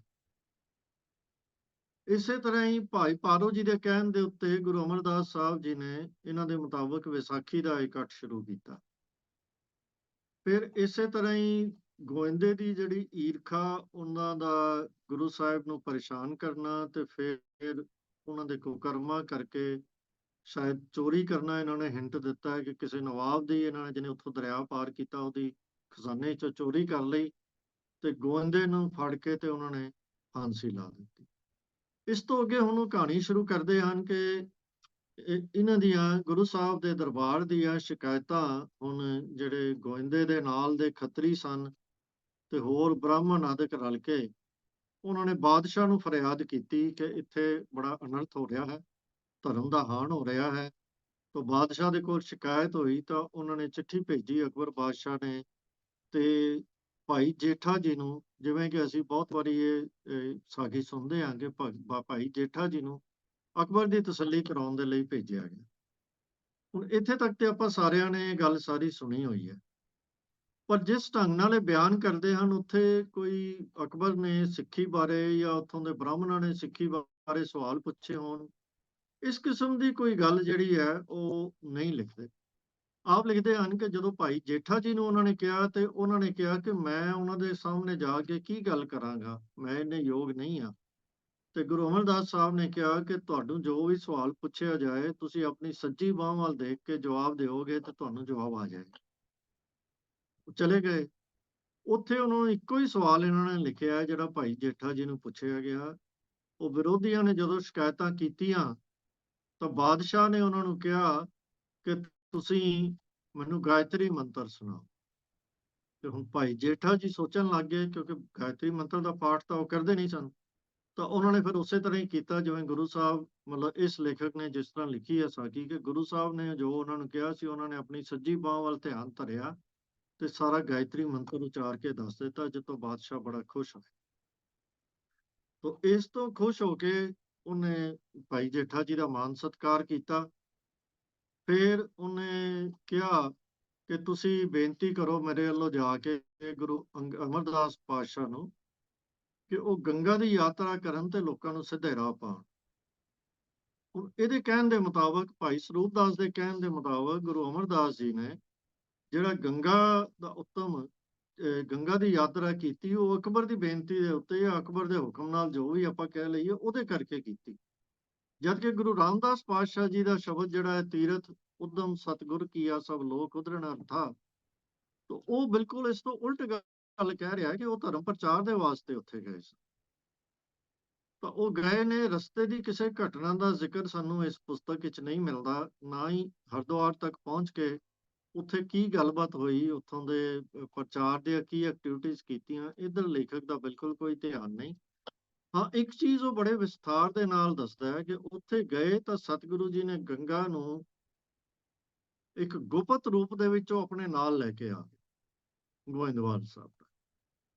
ਤਾਂ ਇਹ ਬੜਾ ਹੈਰਾਨੀ ਹੁੰਦੀ ਹੈ ਵੀ ਗੰਗਾ ਦੀ ਯਾਤਰਾ ਕਰਨ ਗਏ ਨੇ। ਗੁਰੂ ਰਾਮਦਾਸ ਜੀ ਕਹਿੰਦੇ ਨੇ ਕਿ ਲੋਕਾਂ ਦਾ ਉਧਾਰ ਕਰਨ ਦੇ ਲਈ ਗਏ ਨੇ, ਉੱਥੇ ਜਾ ਕੇ ਹੋਰ ਕੋਈ ਗੱਲ ਹੋਈ ਨਹੀਂ, ਪਰ ਗੰਗਾ ਨੂੰ ਗੁਪਤ ਰੂਪ ਦੇ ਵਿੱਚ ਨਾਲ ਲੈ ਕੇ ਆ ਗਏ ਜਿਹੜੀ ਲੋਕਾਂ ਨੂੰ ਦਿਸ ਨਹੀਂ ਰਹੀ। ਹੁਣ ਇਹ ਗੱਲ ਅੱਗੇ ਜਾ ਕੇ ਸਮਝ ਆਉਂਦੀ ਹੈ ਕਿ ਉਸ ਤੋਂ ਬਾਅਦ ਆ ਕੇ ਸਤਿਗੁਰੂ ਜੀ ਬੌਲੀ ਦੀ ਖੁਦਾਈ ਕਰਵਾਉਣੀ ਸ਼ੁਰੂ ਕਰ ਦਿੰਦੇ ਹਨ। ਇੱਥੇ ਹੀ ਫਿਰ ਇਹ ਘਟਨਾ ਉਹ ਲਿਖਦੇ ਹਨ ਕਿ ਜੇਠਾ ਜੀ ਦਾ ਸੋਢੀ ਪਰਿਵਾਰ ਆਉਂਦਾ ਹੈ, ਆ ਕੇ ਉਹਨਾਂ ਨੇ ਉਲਾਮਾ ਦਿੱਤਾ ਤੇ ਗੁਰੂ ਅਮਰਦਾਸ ਪਾਤਸ਼ਾਹ ਨੇ ਕਿਹਾ ਕਿ ਇਹ ਸਿਰ ਦੇ ਉੱਤੇ ਜਿਹੜੀ ਚੁੱਕੀ ਹੈ ਇਹਨਾਂ ਨੇ, ਇਹ ਟੋਕਰੀ ਨਹੀਂ ਹੈ, ਦੀਨ ਦੁਨੀਆ ਦਾ ਛਤਰ ਹੈ। ਇਹ ਸਾਖੀ ਇਹਨਾਂ ਨੇ ਲਿਖੀ ਹੈ। ਫਿਰ ਇਸ ਤੋਂ ਬਾਅਦ ਇੱਕ ਹੋਰ ਸਾਖੀ ਲਿਖਦੇ ਹਨ ਭਾਈ ਮਾਈ ਦਾਸ ਜੀ ਦੀ। ਲਿਖਦੇ ਹਨ ਕਿ ਉਹ ਬੜਾ ਵੱਡਾ ਕ੍ਰਿਸ਼ਨ ਭਗਤ ਸੀ। ਜਦੋਂ ਦਰਸ਼ਨ ਕਰਨ ਲਈ ਆਇਆ ਤਾਂ ਉਹਨੂੰ ਪੰਗਤ ਵਿੱਚ ਬੈਠ ਕੇ ਲੰਗਰ ਛਕਣ ਲਈ ਕਿਹਾ ਗਿਆ, ਪਰ ਉਹ ਹੁਣ ਆਪਣੇ ਪਰਹੇਜ਼ ਕਰਦਾ ਸੀ ਵਰਨ ਆਸ਼ਰਮ ਦਾ, ਤੇ ਉਹਨੇ ਲੰਗਰ ਨਹੀਂ ਛਕਿਆ, ਛੱਡ ਕੇ ਚਲਾ ਗਿਆ। ਤੇ ਇਹ ਹੁਣ ਪਤਾ ਨਹੀਂ ਕਿਹੜਾ, ਪਰ ਇਹਨਾਂ ਨੇ ਦੁਰਗਾਪੁਰ ਕੋਈ ਜਗ੍ਹਾ ਲਿਖੀ ਹੈ, ਉੱਥੇ ਉਹ ਚਲਾ ਗਿਆ ਕ੍ਰਿਸ਼ਨ ਜੀ ਦੇ ਦਰਸ਼ਨ ਕਰਨ ਦੇ ਲਈ। ਤਾਂ ਰਸਤੇ 'ਚ ਉਹਨੂੰ ਕ੍ਰਿਸ਼ਨ ਜੀ ਦੇ ਦਰਸ਼ਨ ਹੁੰਦੇ ਆ, ਤੇ ਉਹਨਾਂ ਨੇ ਇਹਨੂੰ ਸਮਝਾ ਬੁਝਾ ਕੇ ਭੇਜਿਆ ਕਿ ਜਿੱਥੋਂ ਤੂੰ ਛੱਡ ਕੇ ਆਇਆ ਮੈਂ ਤਾਂ ਅਸਲ ਵਿੱਚ ਉੱਥੇ ਹੀ ਵਸਦਾ। ਤਾਂ ਫਿਰ ਉਹ ਵਾਪਸ ਆਉਂਦਾ ਹੈ, ਆ ਕੇ ਕ੍ਰਿਸ਼ਨ ਜੀ ਨੇ ਜਿਵੇਂ ਕਿਹਾ ਸੀ ਉੱਥੇ ਆ ਕੇ ਉਹ ਲੰਗਰ ਵਿੱਚ ਬੈਠ ਕੇ ਲੰਗਰ ਛਕਦਾ ਹੈ। ਤੇ ਫਿਰ ਗੁਰੂ ਸਾਹਿਬ ਕੋਲ ਜਾਂਦਾ ਹੈ, ਤੇ ਗੁਰੂ ਸਾਹਿਬ ਉਹਨੂੰ ਦੇਖਦੇ ਹੀ ਸਮਝ ਜਾਂਦੇ ਹਨ ਕਿ ਇਹ ਕਿਸ ਤਰ੍ਹਾਂ ਆਇਆ ਹੈ। ਤੇ ਆਇਆ ਤਾਂ ਫਿਰ ਉਹ ਆ ਕੇ ਉਹਨੂੰ ਐਸੀ ਕਲਾ ਵਰਤਾਉਂਦੇ ਹਨ, ਐਸਾ ਕੌਤਕ ਵਰਤਾਉਂਦੇ ਹਨ ਕਿ ਉਹਨੂੰ ਉਹ ਕ੍ਰਿਸ਼ਨ ਦੇ ਰੂਪ ਵਿੱਚ ਆ ਕੇ ਦਰਸ਼ਨ ਦਿੰਦੇ ਹਨ, ਜਿਹਦੇ ਨਾਲ ਉਹਦੀ ਤਸੱਲੀ ਹੋ ਜਾਂਦੀ ਹੈ ਕਿ ਵਾਕਈ ਸਤਿਗੁਰੂ ਜੀ ਜਿਹੜੇ ਹਨ ਇਹ ਕਲਯੁਗ ਦੇ ਵੱਡੇ ਅਵਤਾਰ ਹਨ। ਤੋ ਇਹ ਸਾਖੀ ਇੱਥੇ ਫਿਰ ਇਹਨੇ ਇਸੇ ਕਿਸਮ ਦੀ ਲਿਖੀ ਹੈ। ਤੋ ਬੌਲੀ ਦੀ ਖੁਦਾਈ ਨੂੰ ਅੱਗੇ ਜਦੋਂ ਚੱਲਦੇ ਹਨ, ਕਿ ਆਪਾਂ ਸਾਰੇ ਜਾਣਦੇ ਹਾਂ ਕਿ ਉਹ ਜਦੋਂ ਬੌਲੀ ਦੀ ਪੁਟਾਈ ਹੋ ਗਈ ਤਾਂ ਥੱਲੇ ਇੱਕ ਵੱਡਾ ਪੱਥਰ ਆ ਗਿਆ।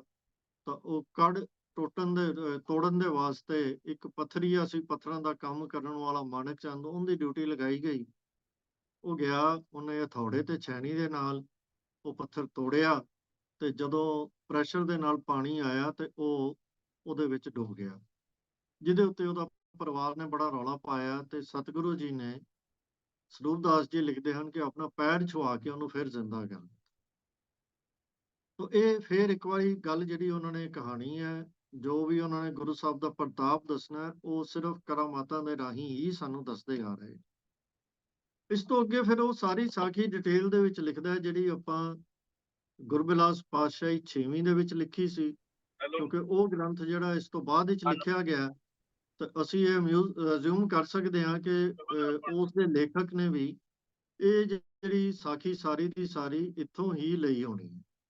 ਉਹ ਉਹੀ ਸਾਖੀ ਹੈ ਕਿ ਅਕਬਰ ਨੇ ਚਿਤੌੜ ਦੇ ਉੱਤੇ ਹਮਲਾ ਕੀਤਾ, ਤੇ ਕਿਸੇ ਨੇ, ਇੱਕ ਸਿੱਖ ਨੇ ਉਹਨੂੰ ਕਿਹਾ, ਹਾਲਾਂਕਿ ਇਹਦੇ 'ਚ ਉਨੀ ਡਿਟੇਲ ਦੇ ਵਿੱਚ ਨਹੀਂ ਦਿੱਤੀ, ਪਰ ਉਹਦਾ ਸੰਬੰਧ ਜਿਹੜਾ ਹੈ ਬੌਲੀ ਦਾ ਕੰਪਲੀਟ ਹੋਣ ਦੇ ਨਾਲ ਜਿਹੜਾ ਹੈਗਾ, ਬੌਲੀ ਦਾ ਕੜ ਜਿਸ ਦਿਨ ਟੁੱਟਿਆ, ਕਹਿੰਦਾ ਉਸੇ ਦਿਨ ਹੀ ਚਿਤੌੜਗੜ੍ਹ ਫਤਿਹ ਹੋ ਗਿਆ।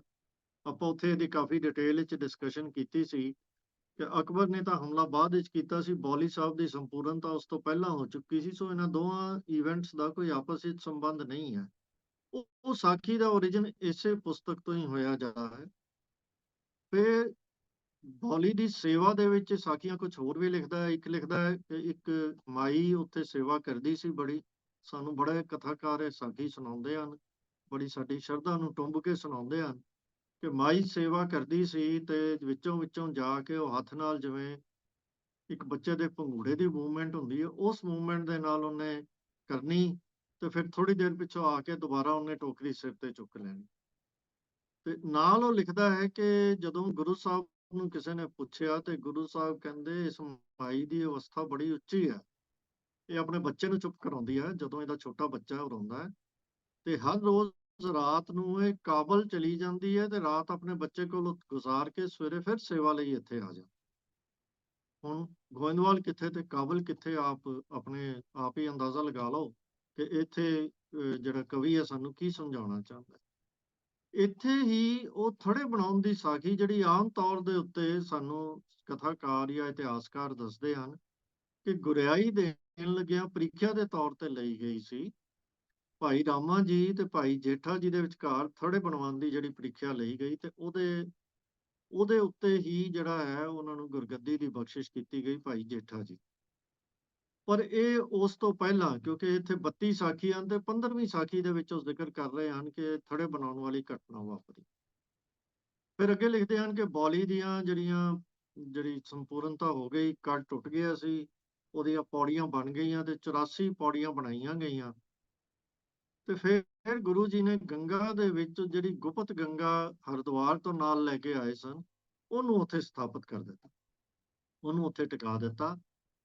ਤੇ ਇਸ ਚੀਜ਼ ਨੂੰ ਸਪਸ਼ਟ ਕਰਨ ਲਈ ਇੱਕ ਹੋਰ ਸਾਖੀ ਜਿਹੜੀ ਅਸੀਂ ਬਾਰ-ਬਾਰ ਸੁਣਦੇ ਰਹਿੰਦੇ ਹਾਂ ਕਿ ਇੱਕ ਯਾਤਰੀਆਂ ਦਾ ਦਲ ਜਿਹੜਾ ਸੀ ਜੱਥਾ ਸੀ ਉਹ ਗੰਗਾ ਦੇ ਦਰਸ਼ਨਾਂ ਨੂੰ ਜਾ ਰਿਹਾ ਸੀ, ਤੇ ਗੁਰੂ ਜੀ ਨੇ ਕਿਹਾ ਵੀ ਗੰਗਾ ਤਾਂ ਇੱਥੇ ਹੀ ਹੈ, ਇੱਥੇ ਹੀ ਇਸ਼ਨਾਨ ਕਰ ਲਓ, ਪਰ ਉਹ ਮੰਨੇ ਨਹੀਂ।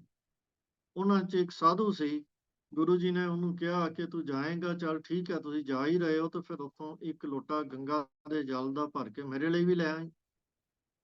ਤਾਂ ਉਹਨੂੰ ਉਹ ਲਿਆਉਣ ਲਈ ਕਿਹਾ, ਤੇ ਫਿਰ ਜਦੋਂ ਉੱਥੇ ਉਹ ਲੋਟਾ ਉਹਨੂੰ ਲੈ ਕੇ ਤੇ ਉਹਨੂੰ ਭਾਲਿਆ ਉਹਨੇ, ਤੇ ਉਹ ਭਰਨ ਲੱਗਾ ਤਾਂ ਵਿੱਚ ਗੰਗਾ ਦੇ ਵਿੱਚ ਹੀ ਉਹ ਤੇਜ਼ ਵਹਾਅ ਦੇ ਵਿੱਚ ਵਹਿ ਗਿਆ ਤੇ ਉਹ ਖਾਲੀ ਹੱਥ ਆ ਗਿਆ। ਤੇ ਜਦੋਂ ਗੁਰੂ ਸਾਹਿਬ ਕੋਲ ਆਇਆ, ਵਾਪਸ ਉੱਥੋਂ ਦਰਿਆ ਪਾਰ ਕੀਤਾ, ਤਾਂ ਗੁਰੂ ਜੀ ਨੇ ਕਿਹਾ, ਭਾਈ ਸਾਡਾ ਲੋਟਾ ਗੰਗਾ ਜਲ ਵਾਲਾ, ਉਹ ਕਹਿੰਦਾ ਉਹ ਤੇ ਵਹਿ ਗਿਆ, ਮੈਨੂੰ ਮਿਲਿਆ ਹੀ ਨਹੀਂ ਉਸ ਤੋਂ ਬਾਅਦ। ਤਾਂ ਗੁਰੂ ਜੀ ਨੇ ਉਹਨੂੰ ਕਿਹਾ ਵੀ ਅੱਛਾ ਜਾ ਬੌਲੀ ਦਾ ਇਸ਼ਨਾਨ ਕਰਕੇ ਆ, ਤੇ ਬੌਲੀ ਦੇ ਵਿੱਚ ਤੈਨੂੰ ਗੰਗਾ ਦੇ ਦਰਸ਼ਨ ਹੋਣਗੇ। ਉਹ ਥੱਲੇ ਗਿਆ ਤੇ ਜਿਹੜਾ ਲੋਟਾ ਉਹ ਉੱਥੇ ਘੁੰਮਿਆ ਸੀ ਉਹ ਉਹਨੂੰ ਬੌਲੀ ਸਾਹਿਬ ਦੇ ਵਿੱਚ ਤਰਦਾ ਹੋਇਆ ਮਿਲ ਗਿਆ, ਤੇ ਉਹ ਲੈ ਕੇ ਆ ਗਿਆ ਤੇ ਸਤਿਗੁਰੂ ਜੀ ਦੇ ਚਰਨੀ ਪੈ ਗਿਆ। ਇਹ ਸਾਖੀ ਵੀ ਜਿਹੜੀ ਹੈ, ਇਹਦਾ ਵੀ ਆਰੰਭ ਇਸੇ ਪੁਸਤਕ ਤੋਂ ਹੀ ਹੋਇਆ ਹੈ। ਫਿਰ ਅੱਗੇ ਜਿਹੜੀ ਅਸੀਂ ਆਮ ਤੌਰ ਦੇ ਉੱਤੇ ਆਨੰਦ ਸਾਹਿਬ ਦੇ ਨਾਲ ਸੰਬੰਧਿਤ ਸੁਣਦੇ ਹਾਂ ਕਿ ਉਹਨਾਂ ਦੇ ਗੁਰੂ ਸਾਹਿਬ ਗੁਰੂ ਅਮਰਦਾਸ ਪਾਤਸ਼ਾਹ ਦੇ ਪੋਤਰੇ ਮੋਹਰੀ ਜੀ ਦਾ ਪੁੱਤਰ ਸੀ ਇੱਕ ਆਨੰਦ, ਜਿਹੜਾ ਉਹਨਾਂ ਦਾ ਪੋਤਰਾ ਲੱਗਦਾ ਸੀ। ਉਹਦੇ ਜਨਮ ਦੇ ਉੱਤੇ ਸਤਿਗੁਰੂ ਜੀ ਨੇ ਬਾਣੀ ਉਚਾਰੀ। ਹੁਣ ਇਹਦੀ ਕਥਾ ਬੜੇ ਦਿਲਚਸਪ ਤਰੀਕੇ ਨਾਲ ਇਹ ਲੇਖਕ ਲਿਖਦਾ ਹੈ ਕਿ ਇੱਕ ਸਿੱਧ ਸੀ, ਜਿਹਨੇ ਬਹੁਤ ਤਪ ਕੀਤੇ, ਬਹੁਤ ਕੁਝ ਕੀਤਾ, ਪਰ ਉਹਦੀ ਤਸੱਲੀ ਨਾ ਹੋਈ, ਮੁਕਤੀ ਨਾ ਹੋਈ। ਤਾਂ ਉਹ ਗੁਰੂ ਸਾਹਿਬ ਕੋਲ ਆਇਆ ਕਿ ਮੈਂ ਇੰਨਾ ਕੁਝ ਕਰ ਚੁੱਕਾ ਹਾਂ ਤੇ ਮੈਨੂੰ ਕੁਝ ਪ੍ਰਾਪਤ ਨਹੀਂ ਹੋਇਆ, ਤੇ ਤੁਸੀਂ ਮੇਰੇ ਤੇ ਮਿਹਰ ਕਰੋ, ਮੈਨੂੰ ਆਨੰਦ ਦੀ ਬਖਸ਼ਿਸ਼ ਕਰੋ। ਤੇ ਗੁਰੂ ਸਾਹਿਬ ਨੇ ਕਿਹਾ, ਜੇ ਆਨੰਦ ਲੈਣਾ ਤਾਂ ਇਸ ਸਰੀਰ ਦਾ ਤਿਆਗ ਕਰਨਾ ਪਏਗਾ। ਉਹਨੇ ਕਿਹਾ ਜੀ ਮੈਂ ਤਿਆਰ ਹਾਂ। ਤਾਂ ਉਹਨੇ ਜਾ ਕੇ ਆਪਣੀ ਸਵੈ ਇੱਛਾ ਦੇ ਨਾਲ ਉਸ ਸਰੀਰ ਦਾ ਤਿਆਗ ਕਰ ਦਿੱਤਾ। ਤੇ ਫਿਰ ਇੱਕ ਕਵੀ ਕਹਿੰਦਾ ਹੈ ਕਿ ਉਸੇ ਸਿੱਧ ਦਾ ਜਨਮ ਮੋਹਰੀ ਜੀ ਦੇ ਘਰ ਹੋਇਆ ਤੇ ਉਹਦਾ ਨਾਮ ਆਨੰਦ ਰੱਖਿਆ ਗਿਆ। ਤੇ ਜਦੋਂ ਉਹਦਾ ਜਨਮ ਹੋਇਆ ਤਾਂ ਗੁਰੂ ਅਮਰਦਾਸ ਪਾਤਸ਼ਾਹ ਨੇ ਉਹਨੂੰ ਚੁੱਕ ਕੇ ਗੋਦੀ 'ਚ ਲਿਆ ਤੇ ਕਿਹਾ ਕਿ ਇੱਕ ਬੜਾ ਵੱਡਾ ਸਿੱਧ ਸਾਡੇ ਘਰ ਆਇਆ ਹੈ। ਤੇ ਇਸ ਖੁਸ਼ੀ ਦੇ ਵਿੱਚ ਉਹਨਾਂ ਨੇ ਆਨੰਦ ਸਾਹਿਬ ਉਚਾਰੇ। ਤੋ ਇਹ ਆਨੰਦ ਸਾਹਿਬ ਦੀ ਜਿਹੜੀ ਉਚਾਰਨ ਦੀ, ਆਨੰਦ ਗੁਰੂ ਜੀ ਦੇ ਪੋਤਰੇ ਦਾ ਨਾਮ ਵੀ ਆਨੰਦ ਤੇ ਬਾਣੀ ਦਾ ਨਾਮ ਵੀ ਆਨੰਦ, ਇਹਦਾ ਸੰਬੰਧ ਇਹਨਾਂ ਨੇ ਬੜੇ ਦਿਲਚਸਪ ਤਰੀਕੇ ਨਾਲ ਜੋੜ ਦਿੱਤਾ ਹੈ। ਇੱਕ ਹੋਰ ਇਹਦੇ ਚ ਬੜੀ ਇੰਟਰਸਟਿੰਗ ਗੱਲ ਦਿੱਤੀ ਹੈ ਕਿ ਮੋਹਰੀ ਜੀ ਦੇ ਘਰ ਇੱਕ ਹੋਰ ਪੁੱਤਰ ਦਾ ਜਨਮ ਹੋਇਆ, ਪਰ ਉਹ ਜੰਮਦਾ ਹੀ ਮਰ ਗਿਆ। ਇਹਦੇ ਉੱਤੇ ਭਾਈ ਮੋਹਰੀ ਜੀ ਦੇ ਮਾਤਾ ਜੀ ਆਏ ਗੁਰੂ ਸਾਹਿਬ ਕੋਲ, ਬੇਨਤੀ ਕੀਤੀ ਕਿ ਇਸ ਬੱਚੇ ਦੇ ਉੱਤੇ ਤੁਸੀਂ ਸਰਬ ਕਲਾ ਸਮਰੱਥ ਹੋ, ਬਖਸ਼ਿਸ਼ ਕਰੋ। ਤਾਂ ਗੁਰੂ ਸਾਹਿਬ ਨੇ ਉਸ ਬੱਚੇ ਨੂੰ ਜ਼ਿੰਦਾ ਕਰ ਦਿੱਤਾ ਤੇ ਉਹਦਾ ਨਾਮ ਅਰਜਾਨੀ ਰੱਖਿਆ। ਤੇ ਉਹ ਬਾਬਾ ਅਰਜਾਨੀ ਜਿਹੜਾ ਬਾਬਾ ਮੋਹਰੀ ਜੀ ਦਾ ਪੁੱਤਰ ਸੀ, ਉਸੇ ਦੀ ਵੰਸ਼ ਦੇ ਵਿੱਚੋਂ ਹੀ ਬਾਬਾ ਸਰੂਪਦਾਸ ਭੱਲਾ ਆਪਣੇ ਆਪ ਨੂੰ ਦੱਸਦੇ ਹਨ। ਤੇ ਬਾਬਾ ਅਰਜਾਨੀ ਦੀ ਕਥਾ ਇਹ ਦੱਸਦੇ ਹਨ ਕਿ ਸ਼ਾਇਦ ਅਰਜਾਨੀ ਦਾ ਅਰਥ ਵੀ ਸ਼ਾਇਦ ਇਹੀ ਹੋਏਗਾ ਕਿ ਇਹਨੂੰ ਆਰਜਾ ਦੁਬਾਰਾ ਗੁਰੂ ਸਾਹਿਬ ਨੇ ਦਿੱਤੀ। ਤੋ ਉਹ ਇੱਕ ਵਾਰੀ ਮਰ ਗਿਆ ਤੇ ਫਿਰ ਉਸ ਤੋਂ ਬਾਅਦ ਗੁਰੂ ਸਾਹਿਬ ਨੇ ਉਹਨੂੰ ਜ਼ਿੰਦਾ ਕੀਤਾ। ਤੋ ਬਾਬਾ ਮੋਹਨ ਜੀ ਨੂੰ ਵੀ ਇਹ ਇੱਕ ਸਾਖੀ ਪੂਰੀ ਲਿਖੀ ਹੈ, ਜਿਹਦੇ ਵਿੱਚ ਦੱਸਿਆ ਹੈ ਕਿ ਬਾਬਾ ਮੋਹਨ ਜੀ ਦੀ ਅਵਸਥਾ ਬਹੁਤ ਉੱਚੀ ਸੀ ਤੇ ਉਹਨਾਂ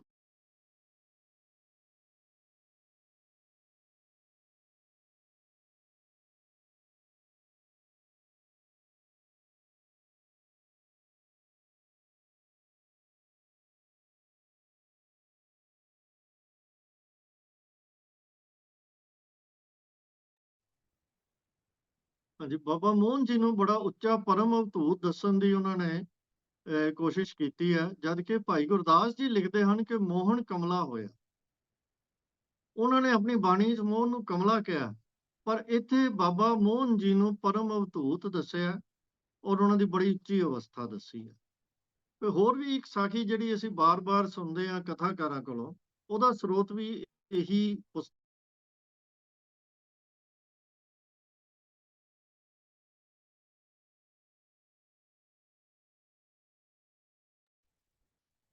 ਮੱਥੋ ਮੁਰਾਰੀ ਦੀ ਸਾਖੀ ਹੈ ਕਿ ਇੱਕ ਪ੍ਰੇਮਾ ਨਾਮ ਦਾ ਖੱਤਰੀ ਸੀ, ਜਿਹੜਾ ਆਪਣੇ ਮਾੜੇ ਕਰਮਾਂ ਦੇ ਕਰਕੇ ਕੋਹੜੀ ਹੋ ਗਿਆ। ਤੇ ਗੁਰੂ ਸਾਹਿਬ ਨੇ ਉਸ ਕੋਹੜੀ ਨੂੰ ਠੀਕ ਕੀਤਾ। ਤੇ ਠੀਕ ਕਰਨ ਤੋਂ ਬਾਅਦ ਜਦੋਂ ਦਰਬਾਰ ਦੇ ਵਿੱਚ ਆਇਆ ਤੇ ਗੁਰੂ ਸਾਹਿਬ ਨੇ ਉਹਦੇ ਤੇ ਬੜੀ ਮਿਹਰ ਕੀਤੀ ਤੇ ਦਰਬਾਰ ਵਿੱਚ ਕਿਹਾ ਕਿ ਕੋਈ ਆਪਣੀ ਧੀ ਇਸ ਖੱਤਰੀ ਨੂੰ ਦਿਓ।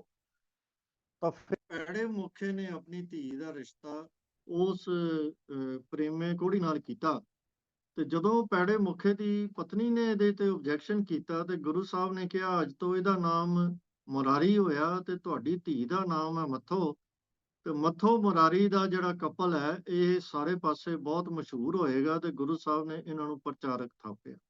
ਤੇ ਇਹ ਮੱਥੋ ਮੁਰਾਰੀ ਦਾ ਜ਼ਿਕਰ ਸਾਨੂੰ ਬਹੁਤ ਵਾਰੀ ਸਾਨੂੰ ਬੜੇ ਇਮੋਸ਼ਨਲ ਤਰੀਕੇ ਨਾਲ ਸਾਡੇ ਬੜੇ ਪ੍ਰਚਾਰਕ ਸੁਣਾਉਂਦੇ ਹਨ। ਉਹ ਸਾਖੀ ਦਾ ਸਰੋਤ ਵੀ ਜਿਹੜਾ ਹੈ ਇਹ ਮਹਿਮਾ ਪ੍ਰਕਾਸ਼ ਹੀ।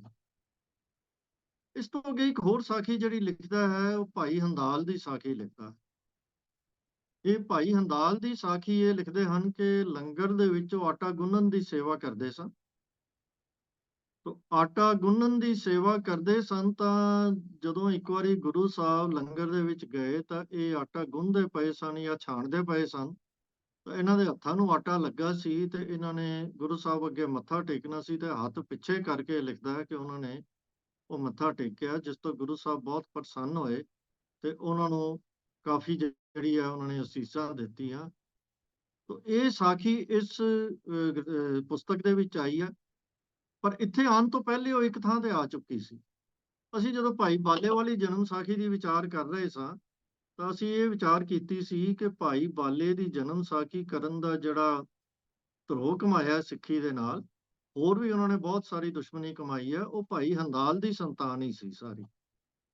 ਤੇ ਭਾਈ ਹੰਦਾਲ ਦੀ ਇਹ ਸਾਖੀ ਜਿਹੜੀ ਸਭ ਤੋਂ ਪਹਿਲਾਂ ਜਿਹੜੀ ਹੈ ਉਹ ਭਾਈ ਬਾਲੇ ਦੀ ਜਨਮ ਸਾਖੀ ਦੇ ਵਿੱਚ ਆਈ। ਤੇ ਭਾਈ ਬਾਲੇ ਦੀ ਜਨਮ ਸਾਖੀ ਤੋਂ ਪਹਿਲਾਂ ਇਹ ਕਲੇਮ ਜਿਹੜਾ ਸੀ ਕਿ ਭਾਈ ਹੰਦਾਲ ਗੁਰੂ ਅਮਰਦਾਸ ਪਾਤਸ਼ਾਹ ਦਾ ਸਿੱਖ ਸੀ ਤੇ ਪ੍ਰਚਾਰਕ ਸੀ ਜੰਡਿਆਲੇ ਦਾ, ਉਹ ਪਰਚੀ ਭਾਈ ਹੰਦਾਲ ਦੇ ਵਿੱਚ ਸਭ ਤੋਂ ਪਹਿਲਾਂ ਇਹ ਕਲੇਮ ਕੀਤਾ ਗਿਆ ਸੀ।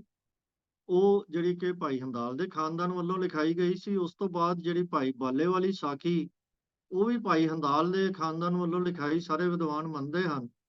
ਤੇ ਉਹੀ ਸਾਖੀ ਜਿਹੜੀ ਇੱਥੇ ਰਿਪੀਟ ਹੋਈ ਹੈ ਇਹਨਾਂ ਨੇ ਦਿੱਤੀ ਹੈ। ਤਾਂ ਫਿਰ ਇਸ ਤੋਂ ਬਾਅਦ ਤਾਂ ਫਿਰ ਜਿੰਨੇ ਵੀ ਸਾਡੇ ਇਤਿਹਾਸਕ ਗ੍ਰੰਥ ਹੋਏ ਹਨ ਸੂਰਜ ਪ੍ਰਕਾਸ਼ ਤੱਕ ਸਭ ਨੇ ਦਿੱਤੀ ਹੈ। ਤੇ ਉਸ ਤੋਂ ਬਾਅਦ ਸਾਰਿਆਂ ਨੇ ਹੀ ਮੌਜੂਦਾ 20ਵੀਂ ਸਦੀ ਦੇ ਵੀ ਸਾਡੇ ਜਿਹੜੇ ਇਸੇ ਕੜੀ ਦੇ ਇਤਿਹਾਸਕਾਰ ਉਹਨਾਂ ਵੀ ਸਾਰਿਆਂ ਨੇ ਦਿੱਤੀ ਹੈ।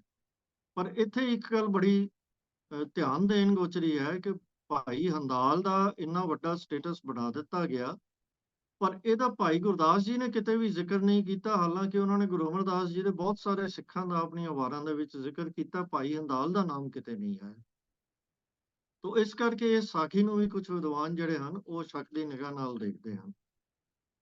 ਫਿਰ ਇਸ ਤੋਂ ਬਾਅਦ ਇੱਕ ਹੋਰ ਸਾਖੀ ਗੁਰੂ ਨਾਨਕ ਦੇਵ ਜੀ ਦੀ ਜਿਹੜੀ ਉਹ ਪੜ ਗੱਡੀ ਲੱਦੀ ਹੈ ਵਾਲੀ ਸਾਖੀ ਹੈ, ਉਹਦੇ ਨਾਲ ਮਿਲਦੀ ਜੁਲਦੀ ਇੱਕ ਪੰਡਤ ਬੇਣੀ ਦਾ ਜ਼ਿਕਰ ਆਉਂਦਾ ਜਿਹੜਾ ਨੌ ਭਾਰ ਪੁਸਤਕਾਂ ਦੇ ਉਸੇ ਤਰ੍ਹਾਂ ਹੀ ਚਰਚਾਵਾਂ ਦੇ ਵਿੱਚੋਂ ਜਿੱਤ ਕੇ ਲੈ ਕੇ ਆਇਆ ਤੇ ਗੁਰੂ ਸਾਹਿਬ ਦੇ ਨਾਲ ਉਪਦੇਸ਼ ਗੱਲਬਾਤ ਕਰਕੇ ਫਿਰ ਉਹਨੇ 9 ਦੇ 9 ਭਾਰ ਪਿਆਸਾ ਦੇ ਵਿੱਚ ਰੋੜ ਦਿੱਤੇ ਤੇ ਆਪ ਗੁਰੂ ਕਾ ਸਿੱਖ ਬਣਿਆ।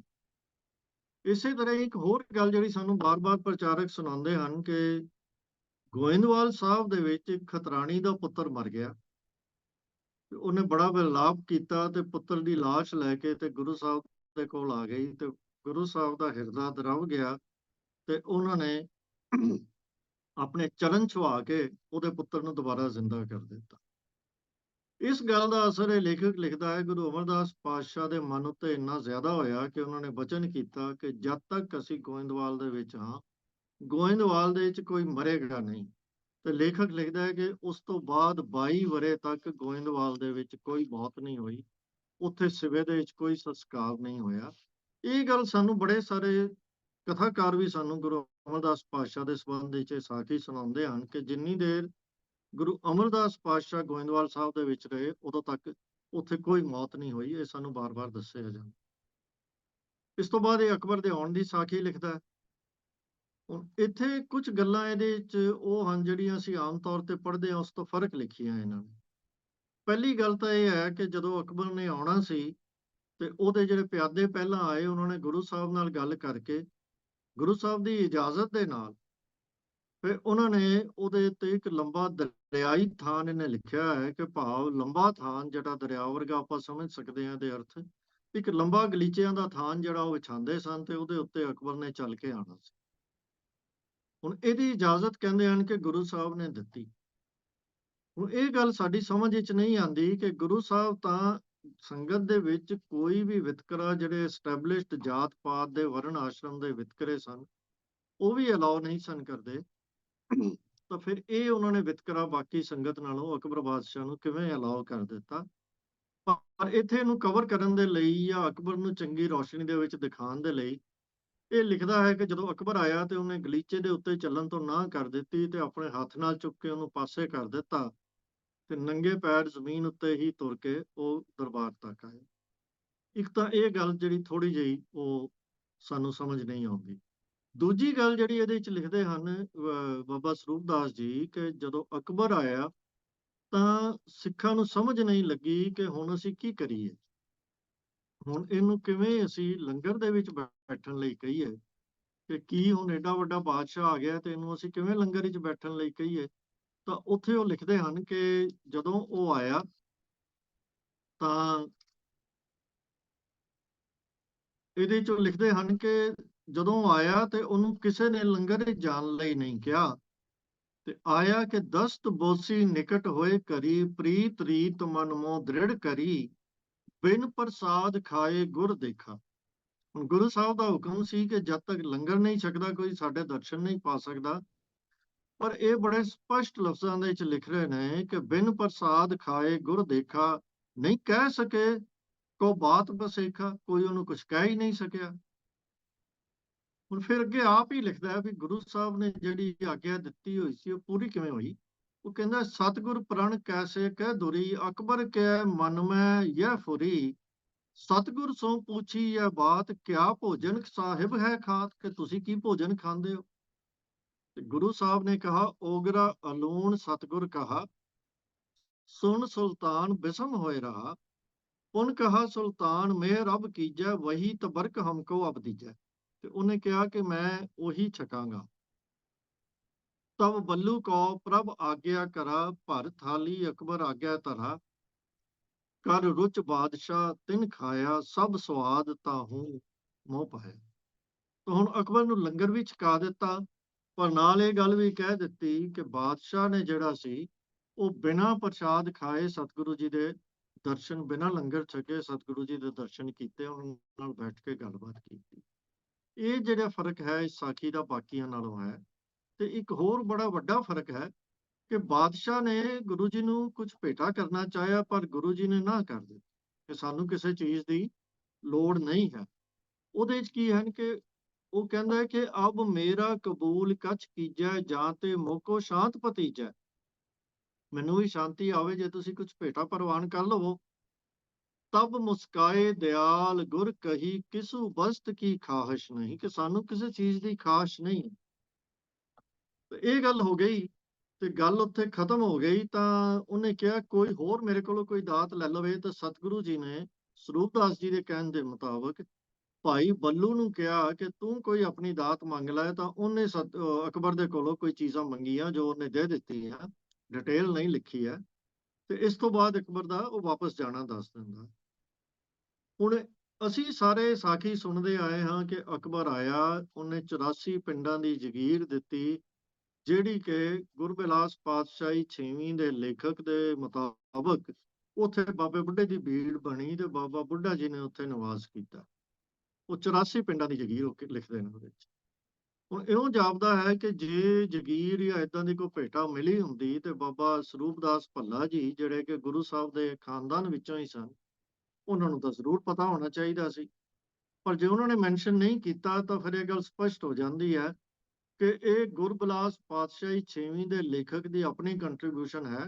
ਉਸ ਤੋਂ ਪਹਿਲਾਂ ਇਹ ਗੱਲ ਕਿਸੇ ਨੇ ਨਹੀਂ ਲਿਖੀ, ਕਿਉਂਕਿ ਇਹ ਜਿਹੜਾ ਇਹ ਇਤਿਹਾਸਕ ਪੁਸਤਕ ਹੈ ਮਹਿਮਾ ਪ੍ਰਕਾਸ਼, ਇਹ ਗੁਰਬਿਲਾਸ ਪਾਤਸ਼ਾਹੀ ਤੋਂ ਕੁਝ ਸਮਾਂ ਪਹਿਲੇ ਲਿਖੀ ਗਈ। ਇਸ ਤੋਂ ਬਾਅਦ ਹੋਰ ਵੀ ਬਹੁਤ ਸਾਰੀਆਂ ਸਾਖੀਆਂ ਹਨ। ਮੈਂ 7-8 ਸਾਖੀਆਂ ਮੈਂ ਬਿਲਕੁਲ ਸੰਖੇਪ ਵਿੱਚ, ਇੱਕ ਲੰਗੜੇ ਦੀ ਲੱਤ ਗੁਰੂ ਸਾਹਿਬ ਨੇ ਸ਼ਾਹ ਹੁਸੈਨ ਦੇ ਕੋਲੋਂ ਸੋਟੀ ਮਰਵਾ ਕੇ ਸਿੱਧੀ ਕਰਵਾਈ। ਫਿਰ ਸਿੱਖੀ ਰਹਿਤ ਦੀ ਸਾਖੀ ਹੈ, ਗੁਰੂ ਸਭ ਦੇ ਵਿੱਚ ਵਿਆਪਕ ਹੈ। ਇਹ ਪਾਠ ਪੜ੍ਹਾਉਣ ਲਈ ਵੀ ਅਸੀਂ ਅਕਸਰ ਸੁਣਦੇ ਹਾਂ ਕਿ ਬਾਬਾ ਬੁੱਢਾ ਜੀ ਨੇ ਕਿਹਾ ਕਿ ਤੁਸੀਂ ਹਰ ਰੋਜ਼ ਲੰਗਰ ਵਿੱਚ ਇੰਨੀਆਂ ਸਵਾਦਿਸ਼ਟ ਚੀਜ਼ਾਂ ਬਣਦੀਆਂ ਪਰ ਆਪ ਹਮੇਸ਼ਾ ਓਗਰਾ ਹੀ ਲੈਂਦੇ ਹੋ। ਤਾਂ ਗੁਰੂ ਜੀ ਨੇ ਕਿਹਾ ਮੈਨੂੰ ਸਾਰਾ ਸਵਾਦ ਆ ਜਾਂਦਾ ਹੈ, ਜੋ ਸਵਾਦ ਕਿਸੇ ਵੀ ਸਿੱਖ ਨੂੰ ਆਉਂਦਾ ਮੈਨੂੰ ਵੀ ਆ ਜਾਂਦਾ ਹੈ। ਤੇ ਬਾਬਾ ਬੁੱਢਾ ਜੀ ਹੈਰਾਨ ਹੋ ਗਏ ਕਿ ਇਹ ਕਿਸ ਤਰ੍ਹਾਂ ਹੋ ਸਕਦਾ ਹੈ।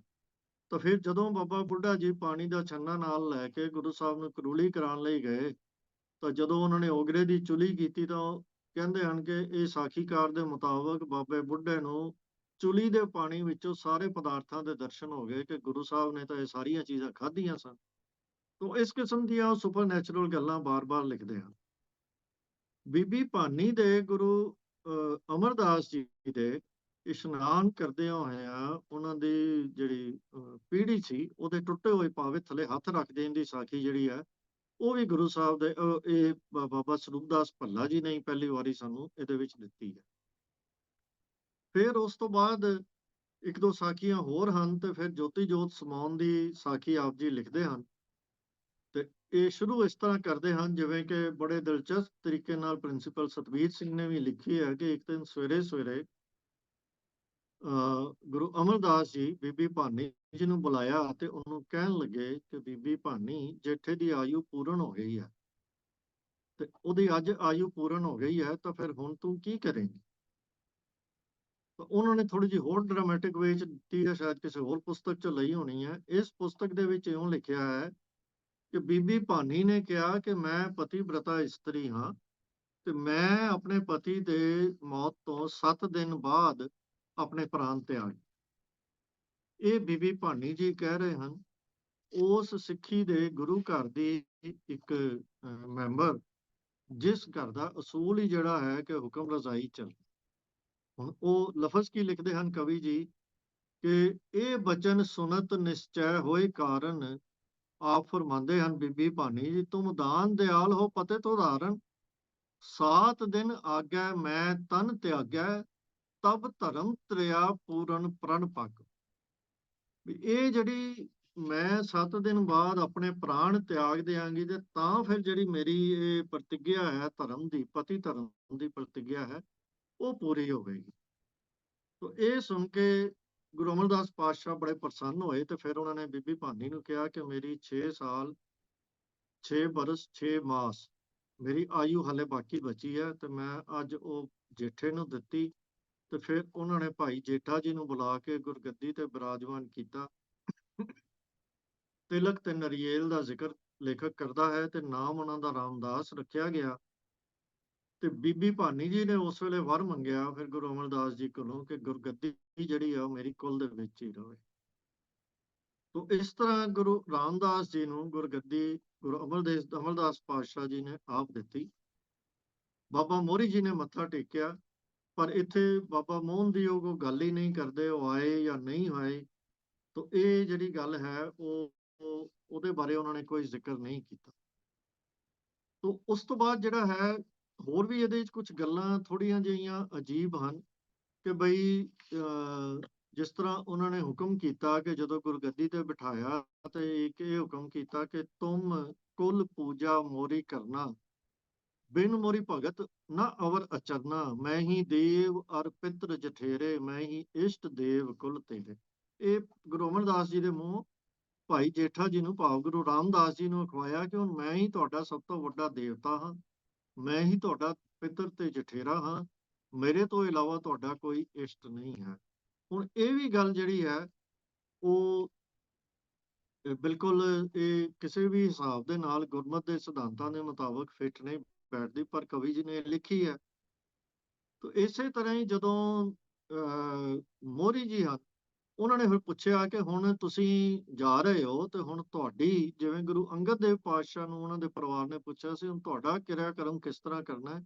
ਇਸੇ ਤਰ੍ਹਾਂ ਹੀ ਜਿਹੜਾ ਮੋਹਰੀ ਜੀ ਨੇ ਪੁੱਛਿਆ ਕਿ ਹੁਣ ਤੁਹਾਡਾ ਕਰਮ ਕਿਸ ਤਰ੍ਹਾਂ ਕਰਨਾ ਹੈ। ਤਬ ਮੋਰੀ ਸੁਤ ਕੀਨੀ ਅਰਦਾਸ ਬਿਦ ਕਰਮ ਕਰਤੂਤ ਕੀ ਸਤਿਗੁਰ ਪਾਸ ਸ੍ਰੀ ਸਤਿਗੁਰ ਜੀ ਕਹਾ ਵਿਚਾਰ ਨਹੀਂ ਮੇਰੇ ਕਰਮ ਕਰਤੂਤ ਅਧਿਕਾਰ ਵੀ ਮੈਂ ਤਾਂ ਜਾ ਰਿਹਾ ਹੁਣ ਮੇਰੇ ਅਧਿਕਾਰ ਖੇਤਰ ਵਿੱਚ ਨਹੀਂ ਹੈ। ਤਾਂ ਉਹ ਕਹਿੰਦੇ ਹਨ ਕਿ ਜਗ ਮਿਰਜਾਦ ਤੁਮ ਰਾਖਾ ਚਾਹੋ ਪ੍ਰੀਤ ਬਚਨ ਮੁਖਤੇ ਮਤ ਕਹੋ ਪ੍ਰੇਤ ਬਚਨ ਮੁਖਤੇ ਬਤ ਕਹੋ ਅਸਤ ਪਿੰਡ ਗੰਗਾਮੋ ਦੀਜੈ ਮੇਰੀਆਂ ਅਸਥੀਆਂ ਪਿੰਡ ਇਹ ਗੰਗਾ ਦੇ ਵਿੱਚ ਜਾ ਕੇ ਪ੍ਰਵਾਹ ਕਰਨੀਆਂ। ਜਗ ਪੰਥ ਹੇਤ ਮਿਰਜਾਦ ਰਖੀਚੈ ਇਹ ਦੁਨੀਆਦਾਰੀ ਦੇ ਵਿੱਚ ਜਿਹੜੀ ਮਰਿਆਦਾ ਉਹਨੂੰ ਤੁਸੀਂ ਰੱਖੋ। ਗੁਰ ਧਰਮ ਗ੍ਰਹੀ ਮੋਕੋ ਫਰਮਾਇਆ ਇਹ ਨਹੀਂ ਹੋਤ ਸਿੱਧ ਬਿਨ ਮਾਇਆ ਕਿਆ ਕਿਰਤ ਕਰੈ ਚਾਲੈ ਵਿਵਹਾਰ ਜੋ ਬਚਨ ਹੋਏ ਸੋ ਕਰੇ ਅਚਾਰ। ਜਿਸ ਤਰ੍ਹਾਂ ਤੈਨੂੰ ਹੁਕਮ ਕੀਤਾ ਜਾਏਗਾ ਤੂੰ ਉਸ ਤਰ੍ਹਾਂ ਕਰ। ਹੁਣ ਇਸ ਗੱਲ ਨੂੰ ਕਿ ਤੁਸੀਂ ਗੰਗਾ ਦੇ ਵਿੱਚ ਅਸਥੀਆਂ ਪਾਓ ਤੇ ਬਾਕੀ ਕਿਰਿਆ ਕਰਮ ਜਿਵੇਂ ਤੁਹਾਨੂੰ ਕਿਹਾ ਜਾਏਗਾ ਉਸ ਤਰ੍ਹਾਂ ਕਰੋ, ਇਹ ਗੁਰੂ ਅਮਰਦਾਸ ਜੀ ਇਹਦੇ ਵਿੱਚ ਕਹਿੰਦੇ ਦਰਸਾਏ ਹਨ। ਜਦ ਕਿ ਬਾਬਾ ਸੁੰਦਰ ਜੀ ਨੇ ਜੋ ਸਾਧ ਰਾਮਕਲੀ ਲਿਖੀ ਆ ਉਹਦੇ ਵਿੱਚ ਉਹਨਾਂ ਨੇ ਸਾਰਾ ਜਿਹੜਾ ਪੂਰਾ ਸਪਸ਼ਟ ਕੀਤਾ ਹੈ ਕਿ ਗੁਰੂ ਸਾਹਿਬ ਨੇ ਮੌਤ ਤੋਂ ਪਿੱਛੋਂ ਕੀ ਕੁਝ ਕਰਨ ਲਈ ਕਿਹਾ, ਕਿਹੜੀ ਰਵਾਇਤ ਕਿਹੜੀ ਮਰਿਆਦਾ ਨੂੰ ਫਾਲੋ ਕਰਨ ਲਈ ਕਿਹਾ। ਪਰ ਲੇਖਕ ਜੀ ਨੇ ਜਿਹੜੀ ਹੈ ਉਹ ਇਹ ਚੀਜ਼ ਸਾਨੂੰ ਬਿਲਕੁਲ ਡਿਫਰੈਂਟ ਤਰੀਕੇ ਨਾਲ ਦੱਸੀ ਹੈ। ਤੇ ਅੰਤ ਦੇ ਵਿੱਚ ਬਸ ਇੱਕ ਗੱਲ ਕਹਿ ਕੇ ਮੈਂ ਸਮਾਪਤੀ ਕਰਦਾ। ਲੇਖਕ ਜੀ ਲਿਖਦੇ ਹਨ ਕਿ ਉਹਨਾਂ ਨੇ ਜਦੋਂ ਸਰੀਰ ਦਾ ਤਿਆਗ ਕਰ ਦਿੱਤਾ ਤਾਂ ਉਹ ਕਹਿੰਦੇ ਹਨ, ਅਖੰਡ ਭਜਨ ਕਰਤੇ ਸਿੱਖ ਪਿਆਰੇ, ਬਿਆਸ ਗੰਗਾ ਪਰ ਕਰ ਸੰਸਕਾਰੇ। ਬਾਕੀਆਂ ਨੇ ਲਿਖਿਆ ਬਿਆਸ ਦੇ ਕੰਢੇ ਤੇ ਆਪ ਜੀ ਦਾ ਸੰਸਕਾਰ ਕੀਤਾ ਗਿਆ, ਇਹ ਬਿਆਸ ਨੂੰ ਵੀ ਬਿਆਸ ਗੰਗਾ ਪਰ ਕਰ ਸੰਸਕਾਰ। ਤੋ ਇਹ ਸਾਰੀਆਂ ਗੱਲਾਂ ਜੋ ਜਿਸ ਤਰੀਕੇ ਦੇ ਨਾਲ ਇਸ ਪੁਸਤਕ ਦੇ ਵਿੱਚ ਸਾਨੂੰ ਦੱਸੀਆਂ ਗਈਆਂ ਹਨ, ਉਹਦੇ ਵਿੱਚ ਕਾਫੀ ਕੁਝ ਸਾਨੂੰ ਨਜ਼ਰ ਆ ਰਿਹਾ ਹੈ ਕਿ ਇਸ ਪੁਸਤਕ ਨੂੰ ਲਿਖਣ ਵਾਲੇ ਦੇ ਮਨ ਦੇ ਵਿੱਚ ਕਿਸ ਤਰ੍ਹਾਂ ਦੇ ਵਿਚਾਰ ਸਨ, ਕੀ ਉਹਦੀ ਆਪਣੀ ਸਿਧਾਂਤਕ ਉਹਦੀ ਆਪਣਾ ਸਟੈਂਡਿੰਗ ਸੀ, ਕਿੱਧਰ ਉਹਦਾ ਇਸ਼ਟ ਸੀ ਤੇ ਕਿਸ ਤਰ੍ਹਾਂ ਉਹ ਸੋਚਦਾ ਸੀ। ਉਹ ਸਮਾਂ ਹੋ ਗਿਆ ਹੈ, ਵਿਚਾਰ ਕਾਫੀ ਲੰਬੀ ਹੋ ਗਈ ਹੈ। ਹੋਰ ਵਿਸਥਾਰ ਵਿੱਚ ਨਾ ਜਾਂਦੇ ਹੋਏ ਮੈਂ ਭੁੱਲਾਂ ਚੁੱਕਾਂ ਦੀ ਮਾਫੀ ਮੰਗਦਾ ਹਾਂ। ਖਿਮਾ ਕਰ ਦੇਣਾ ਜੀ। ਵਾਹਿਗੁਰੂ ਜੀ ਕਾ ਖਾਲਸਾ, ਵਾਹਿਗੁਰੂ ਜੀ ਕੀ ਫਤਿਹ।